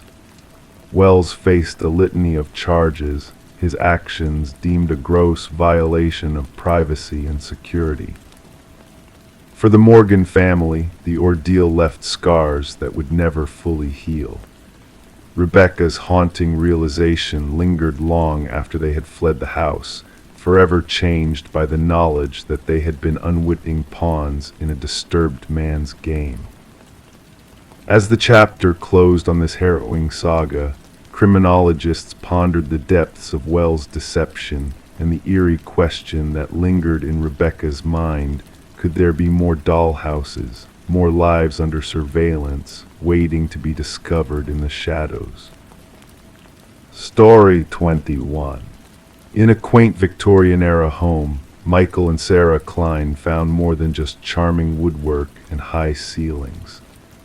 A simple water stain in the master bedroom led them down a path of mystery and intrigue, peeling away layers of the past that whispered secrets long forgotten.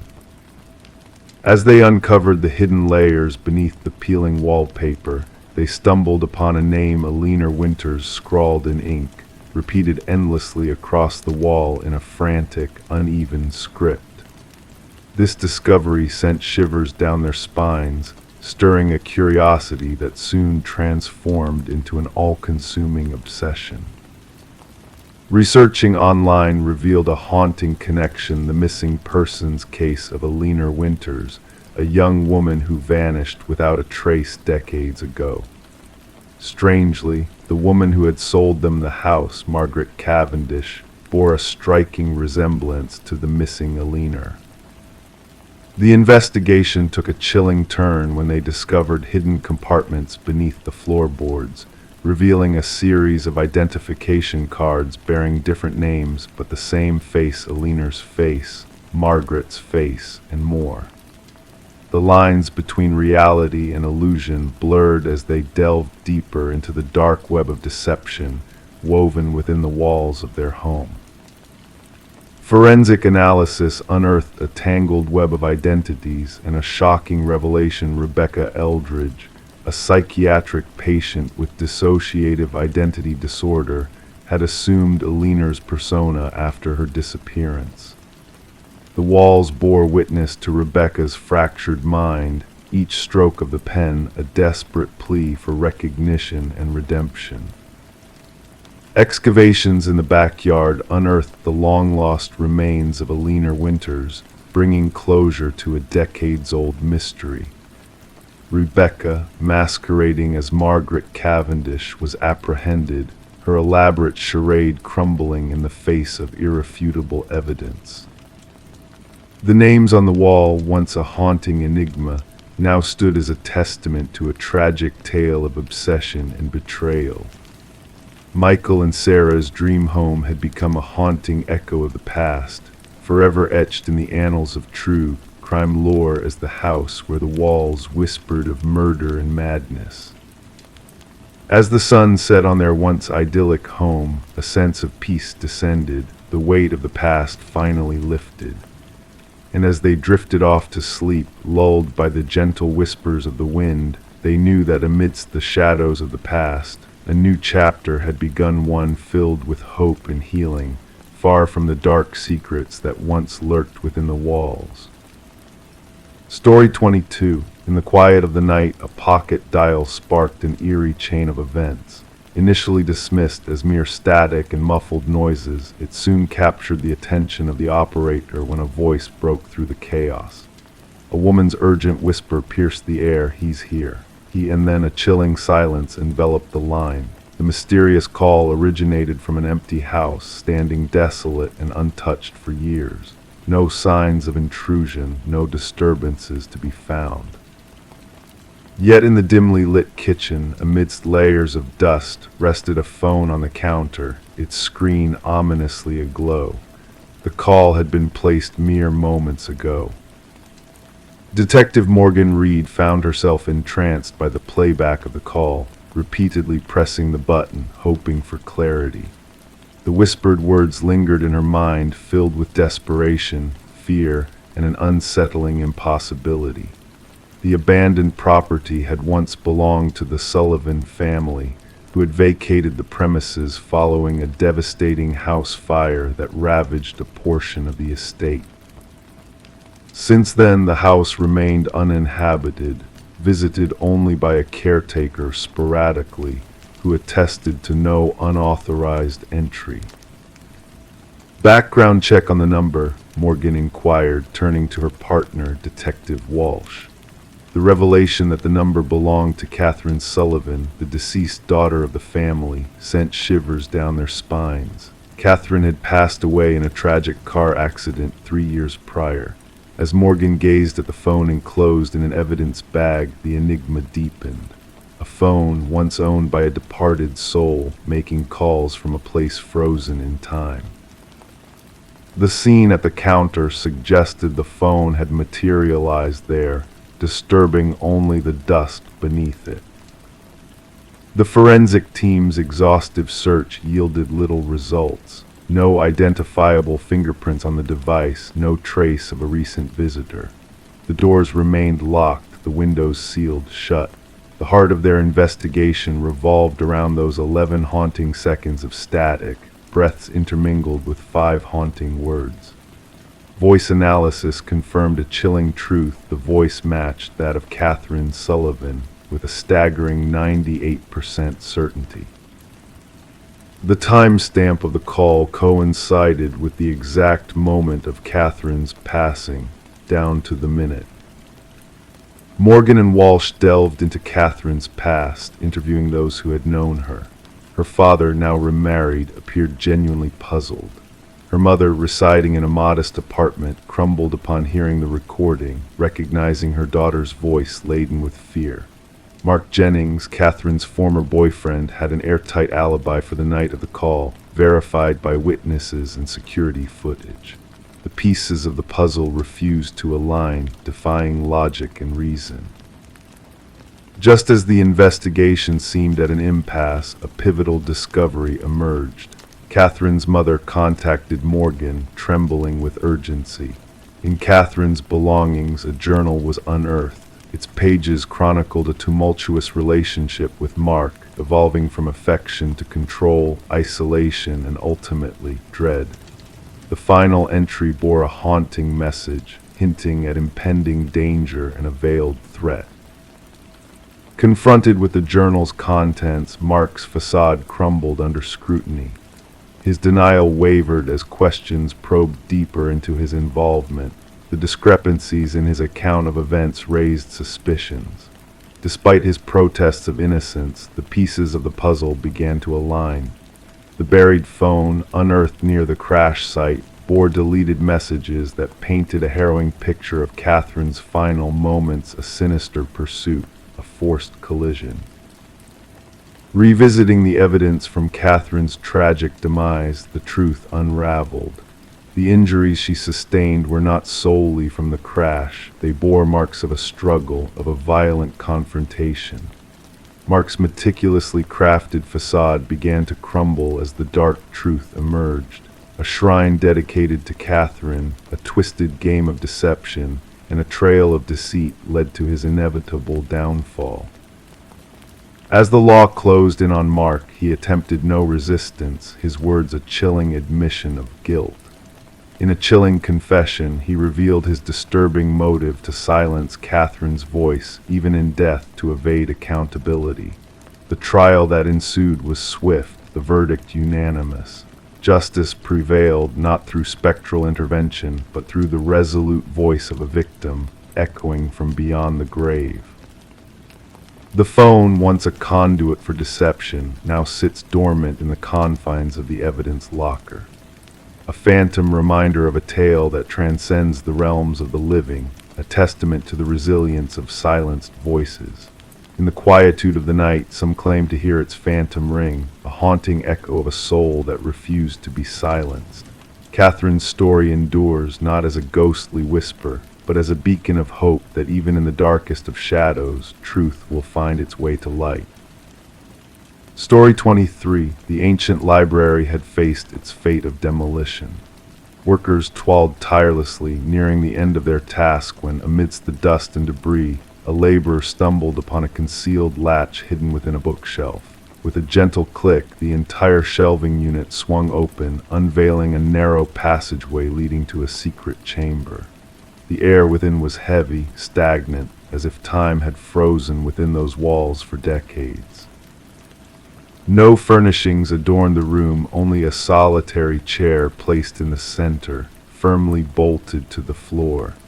And etched repeatedly on the wall, a haunting message lingered, "I am still here." The construction foreman swiftly radioed for the authorities. What had commenced as a routine demolition swiftly morphed into something far more ominous. Detective Morgan Walsh, a seasoned investigator with 2 decades of experience, stepped into the room, his flashlight piercing the darkness, casting an eerie glow upon the unsettling words that adorned the walls. "Secure the area," Walsh commanded the officers, his voice resonating in the confined space. "No one disturbs a thing until the forensics team arrives." The history of the building added a layer of intrigue to the unfolding mystery. Once owned by the esteemed Harrington family, the library had been bequeathed to the public following the unexplained vanishing of their daughter, Rebecca. Her disappearance during her final year of college had left behind no clues except for her abandoned vehicle discovered near the woods. Despite extensive searches and inquiries, the case had grown cold, with speculations ranging from a voluntary escape to something more sinister. The Harringtons steadfastly clung to the belief that darker forces were at play. As the forensic experts meticulously combed through the hidden chamber, they unearthed strands of hair and fibers embedded within the chair. Traces of blood and skin cells were detected amidst the scratches on the wall, hinting at a tumultuous struggle. Initial analysis suggested the biological remnants belonged to a young female. This chair was meant for confinement, the forensic analyst remarked, gesturing to the bolt holes and weathered leather straps still affixed to the arms. The occupant put up a fierce fight. Walsh mobilized a team to delve into the Harrington family's past. The timing of the library's donation gnawed at him, a generous act that coincided closely with Rebecca's disappearance, a curious correlation that now loomed ominously. Further inquiries uncovered a troubling revelation. The contractor responsible for the bookshelf's installation had exclusively worked for Maxwell Harrington, Rebecca's uncle and the family's patriarch. Financial records unveiled exorbitant payments to this contractor, far surpassing standard renovation expenses. Former library staff expressed shock at the revelation, none having been privy to the hidden chamber. However, an elderly librarian recollected Maxwell spending prolonged hours alone in that section of the building after hours. She had assumed he sought solace for his avid reading habits. Maxwell insisted that part of the library remain untouched during renovations, she recounted to the investigators. He deemed the original woodwork as historically significant and irreplaceable. The investigation took a chilling turn when DNA tests confirmed the genetic material in the hidden room matched samples obtained from Rebecca's hairbrush found in her old bedroom. The pieces of the puzzle were slowly aligning, and the picture that emerged was harrowing. Rebecca had not fled voluntarily. She had been imprisoned behind the bookshelf, potentially by a member of her own family. Securing a warrant, the detectives combed through the Harrington estate. In Maxwell's study, a leather-bound journal concealed in a secret compartment unveiled a disturbing narrative spanning several months, chronicling an unsettling fixation on his niece. The final entry sent shivers down their spines. She threatened exposure. "I could not allow that. The chamber will confine her until she comprehends." Confronted with the damning evidence, Maxwell's fa-de crumbled. She was a threat to everything, he finally confessed, his voice devoid of emotion. Rebecca stumbled upon financial records proving my embezzlement from the family foundation. The family's reputation was my priority. I could not let her tarnish it. The truth unraveled in all its horror. Maxwell had lured Rebecca to the library, subdued her, and locked her away in the concealed chamber. His intention was to keep her confined until she agreed to silence, but fate took a dark turn. During a confrontation, Rebecca had attempted to break free, leading to a fatal outcome.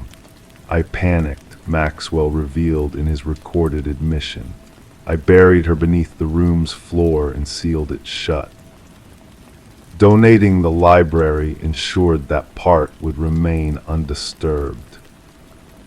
Ground-penetrating radar confirmed the presence of human remains beneath the hidden room's flooring.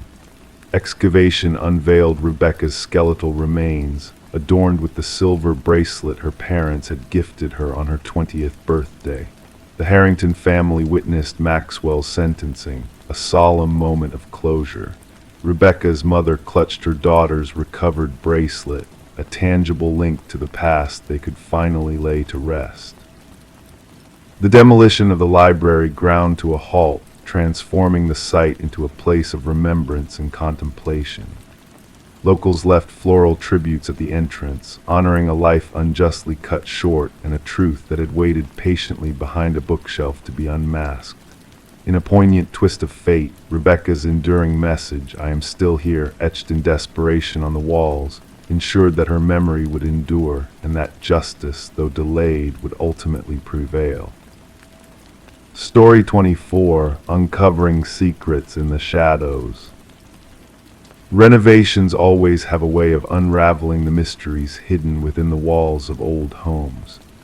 As Sarah and Michael delved into restoring their Victorian-era house, they stumbled upon a peculiar find beneath the floorboards. Nestled carefully was a weathered letter, its edges frayed and its ink faded with time. The cryptic message etched on the paper sent shivers down their spines. Don't trust the one who knocked. Before they could grasp the gravity of the situation, 3 sharp knocks reverberated through the silent house, sending a chill down their spines. Detective Alina Reed, a seasoned investigator, arrived at the scene with her partner, unraveling the enigma piece by piece. The couple's faces mirrored genuine fear as they recounted the unsettling events that had unfolded. Sarah and Michael, innocently drawn to the house's ornate charm and rich history, never fathomed the darkness lurking beneath its surface. The history of the property, once owned by the reclusive Hargrove family, held more secrets than met the eye. The mysterious note, dated 2 decades prior, hinted at a tale of fear and desperation. As Detective Reed delved deeper into the past, she uncovered a web of deceit and tragedy surrounding the Hargrove family. Franklin, a respected teacher turned recluse, had succumbed to paranoia in his final years, haunted by a shadowy figure known only as the Collector. Margaret, his wife, bore the burden of his debts and the sinister presence that lurked at their door. Through meticulous investigation and harrowing revelations, the truth began to surface. Franklin's dealings with the enigmatic Victor Mercer, a lone shark entangled in illegal gambling, had led to a fateful confrontation that ended in bloodshed. The house, once a sanctuary, became a silent witness to a crime of passion and fear. Margaret's diary entries, unearthed from the attic's shadows, painted a picture of a woman haunted by the past, tormented by the echoes of 3 ominous knocks that plagued her solitude. The secrets buried beneath the floorboards were a testament to the price paid for silence and loyalty. The discovery of Mercer's remains, concealed beneath the house's foundation, brought closure to a chapter of darkness that had long haunted the halls. Justice, though delayed, had been served, offering a semblance of peace to those touched by the tragedy. Sarah and Michael, unable to bear the weight of the house's history, made the choice to part ways with the property, leaving it abandoned and steeped in whispers of the past. Local legends spoke of ghostly echoes that reverberated through the empty halls, a reminder of the secrets that lay buried within. As Detective Reed closed the case, she pondered the lingering mysteries that defied resolution. Some secrets, she mused, were destined to remain shrouded in shadow, their whispers echoing through the corridors of time. The note, preserved in evidence storage, bore a haunting message: don't trust the one who knocked. In the stillness of the night, as the old house stood silent and brooding, the echoes of 3 distinct knocks lingered in the air, a spectral reminder of the untold stories that lay hidden in the shadows. And so, the tale of Sarah, Michael, and the enigmatic Hargrove house faded into the realm of whispered legends, a mystery never fully unraveled. Story 25: The Enigmatic Calf. The calf had been his sanctuary for as long as anyone could remember, his presence as constant as the morning sun, yet as mysterious as the depths of the ocean. Each day, without fail, he would occupy the same corner table, enveloped in solitude and shrouded in silence. The barista recognized his face, a familiar visitor in a sea of fleeting customers, but his name remained a whispered enigma, a secret locked away in the recesses of his being. Then one fateful day, he failed to materialize within the comforting embrace of the calf's walls. Concern rippled through the regulars like a gentle breeze, a subtle shift in the usual rhythm of life. When the authorities delved into his customary spot, a forgotten wallet was the only trace he had left behind. Within its confines lay a driver's license bearing a vacant space where a name should have resided, a haunting void that mirrored the absence of his identity. Detective Sarah Mercer, with her keen eyes and unyielding determination, delved into the unsettling mystery that surrounded the enigmatic figure now dubbed John Doe in the annals of the case. The surveillance footage captured his mundane entrance, his customary order of black coffee devoid of sweetness, and his retreat to the secluded table adorned with verdant foliage. His actions seemed mundane, unremarkable, yet the inexplicable vanishing act shattered the illusion of normalcy. As Mercer pored over the footage, a disquieting realization washed over her, a revelation that transcended the boundaries of logic and veered into the realm of the inexplicable. John Doe, the elusive figure, had simply dissolved into the ether, leaving behind a trail of bewilderment and unanswered questions. The wallet, a vessel of secrets, divulged no tangible clues to unravel the enigma. A blank canvas where personal details should have thrived, a testament to his elusive nature. The credit cards bore no names, a cryptic numerical sequence leading to dead ends. A receipt, a handful of cash, and a solitary business card bearing a cryptic phone number painted an enigmatic portrait of the man who existed on the periphery of reality. The barista's recollections offered scant morsels of insight, a soft-spoken figure with a penchant for solitude, a man of few words and enigmatic charm. His presence in the cafe was a solitary dance, a silent symphony that resonated with the whispers of the unknown. The notebook, a repository of cryptic symbols and enigmatic codes, stood as a testament to his inscrutable nature. Cryptographers toiled in vain, attempting to decipher the esoteric language that adorned its pages. Architectural sketches of ethereal buildings, structures that defied conventional existence, graced its worn pages, a testament to a mind teetering on the precipice of the extraordinary. As Mercer delved deeper into the enigma, anomalies surfaced, shrouded in the cloak of the inexplicable. The surveillance footage, a tapestry of mundane moments, harbored a subtle distortion, a fleeting flicker that hinted at unseen forces at play. The cafe, a nexus of intersecting realities, held the key to a puzzle that defied the constraints of time and space. A mirror, an ancient artifact steeped in mystique, emerged as a focal point in the unfolding drama. Adorned with cryptic symbols reminiscent of those that adorned John's notebook, it beckoned Mercer into a realm where mirrors served as gateways and reality wavered like a flickering flame. The revelation came in the form of a voice from the past, a former physicist bearing secrets of quantum mirrors and parallel realities. Daniel Weston, the man who existed on the cusp of existence, a brilliant mind lost to the annals of time, re-emerged from the shadows of obscurity. The cafe, a convergence point of disparate realities, stood as a testament to Weston's grand experiment, a stage where the boundaries between worlds blurred and the veil of normalcy was rent asunder.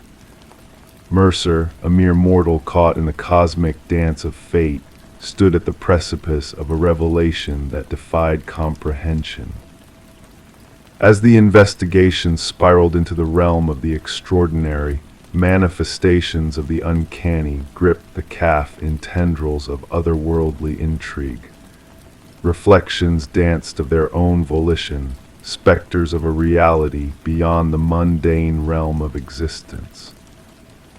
And in the final act of the enigmatic drama, Mercer beheld a truth that transcended the bounds of rationality. John Doe, Daniel Weston, a duality of existence, gazed upon his own reflection in the shattered remnants of the mirror, a poignant reminder of the fragile nature of reality. The cafe, a bastion of enigma, succumbed to the tides of time, its secrets buried beneath the rubble of forgotten dreams. Daniel Weston, a specter of the past, dissolved into the mists of obscurity, leaving behind a legacy of unanswered questions and unfulfilled destinies. Detective Mercer, haunted by the echoes of a mystery unsolved, retreated into the shadows of introspection, her gaze fixed upon a notebook that mirrored Weston's own. The fragments of the mirror, a shattered testament to a reality rent asunder, whispered of truths best left undisturbed. And as the night descended upon the city, casting its veil of silence upon the world, the enigmatic tale of the man who existed on the edge of reality faded into the tapestry of forgotten lore, a whisper carried by the winds of time to lands unknown. Story 26. In the hush of the night, a mysterious package arrived in the mail, wrapped in a plain envelope devoid of any return address. Within it lay a single brass key, weathered by time and secrecy. The homeowner, a woman named Sarah Miller, found herself holding this key that felt both foreign and strangely familiar in her grasp. With a sense of intrigue, she tried the key in every lock she possessed, but each one remained unmoved by its touch. It belonged to no door she knew. Setting the key down gently on her coffee table, a haunting sound filled the air. The old grandfather clock in the hallway let out a single, hollow chime, its gears stirring despite having been silent for years. Sarah's unease grew as she pondered the significance of this peculiar occurrence. After reporting the strange incident to the authorities, what began as an oddity soon unfurled into a web of darkness, casting a shadow over the once serene suburban neighborhood. The responding officer, initially dismissive of Sarah's concerns, took the key as evidence, his curiosity piqued by the air of mystery surrounding it. Little did he know that this seemingly innocuous key would unlock a sinister past hidden in the shadows of the community. The case file made its way to Detective Robert Harmon, a seasoned investigator with a knack for unraveling mysteries that lurked beneath the surface of seemingly ordinary lives. As he examined the unassuming brass key resting on his desk, a chill crept down his spine, a sense of foreboding settling over him like a shroud. Delving into Sarah's background revealed a life untouched by criminality, a retired teacher with no skeletons in her closet. The forensic team found only her fingerprints on the key, the evidence offering no clear answers as to its origin. The postmark on the envelope led to dead ends, leaving more questions than clues in its wake. It was a stroke of luck that led Detective Harmon to discover a connection between the key and a cold case from years past, a key that unlocked a storage unit harboring unspeakable horrors. Blood-stained carpets, tools of torment, and images of women trapped in time and investigation that had hit a dead end until now. As the pieces of the puzzle fell into place, a name emerged from the shadows: Harold Jenkins, a man with a past shrouded in mystery, a neighbor long gone but not forgotten. The hunt for Jenkins intensified, each step unearthing a trail of darkness that led to a secluded cabin, a chamber of horrors hidden beneath its floorboards. Behind the cabin, a graveyard of secrets lay buried, the earth holding the remains of lives snuffed out by a predator in the guise of a quiet neighbor. Sarah, now thrust into the heart of the storm, found herself at the center of a twisted game orchestrated by a man known as the Keymaster. As the manhunt spread like wildfire, the community held its breath, gripped by fear and disbelief at the evil that had dwelled among them. The final showdown with Jenkins, a man consumed by his own madness, ended in tragedy, his lifeless body a stark reminder of the darkness that had touched so many. In the aftermath, as the dust settled and the wounds began to heal, Sarah found herself forever changed by the brush with malevolence that had seeped into her life. The keys, silent witnesses to unspeakable horrors, served as a grim reminder of the fragility of peace and the shadows that lurked beneath the surface of normalcy. And so, the tale of the brass key and the horrors it unlocked faded into memory, a cautionary tale of the darkness that can hide behind the facade of everyday life, a reminder that evil can wear many faces, waiting to reveal itself in the most unexpected of ways. Story 27, The Realtor's Secret. The realtor's listing spoke of charm and character, nestled in the heart of a sleepy suburban neighborhood. The Mercer family, seeking a fresh start, felt drawn to the two-story house with its faded siding and creaking floors.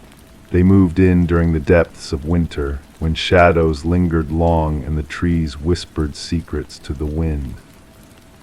No mention of a basement greeted them in the listing, no hint of hidden depths beneath their new home. But fate has a way of revealing what lies in the shadows. As they peeled back the old carpet in the living room, a discovery awaited them: an ancient door, its handle rusted and heavy. It took the combined effort of the family to pry it open, revealing a staircase leading down into darkness. Expecting to find a storage space, they were greeted by a chilling sight: a single chair beneath a swaying light bulb, casting eerie shadows across the room. And on the wall behind the chair, a series of photographs caught their eyes: images of themselves, captured within the walls of their own home. Detective Sarah Connors, with her partner by her side, arrived at the scene as the crime scene unit worked to secure the area. The Mercers' voices trembled as they recounted their discovery below their living room floor. Connors, a seasoned investigator, knew they had stumbled upon something beyond the ordinary. The basement revealed a room frozen in time, with concrete walls and a chair bolted to the floor.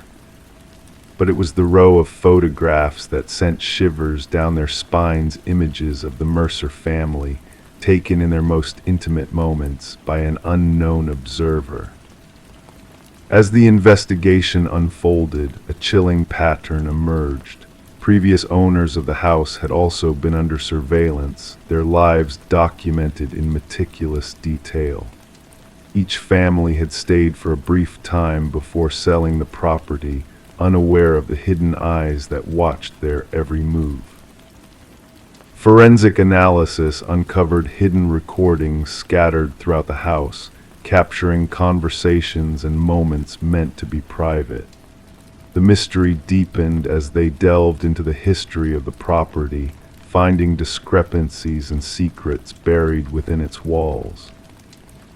A breakthrough came when they unearthed a journal belonging to the house's original builder, Edward Kelvin. His writings hinted at a descent into madness, a belief that the families who lived in the house belonged to him. Kelvin's obsession with watching, recording, and documenting their lives had consumed him. The manhunt for Kelvin led to a shocking discovery: a wiry figure curled in a hidden crawl space, his eyes blinking against the sudden light. He spoke of the families as if they were characters in a play, his delusions painting them as his subjects rather than fellow humans. Kelvin's trial exposed the extent of his surveillance network, revealing hidden rooms and observation points carefully integrated into the house's structure. The families who had unknowingly lived under his watchful eye were left reeling, their sense of security shattered by the revelation.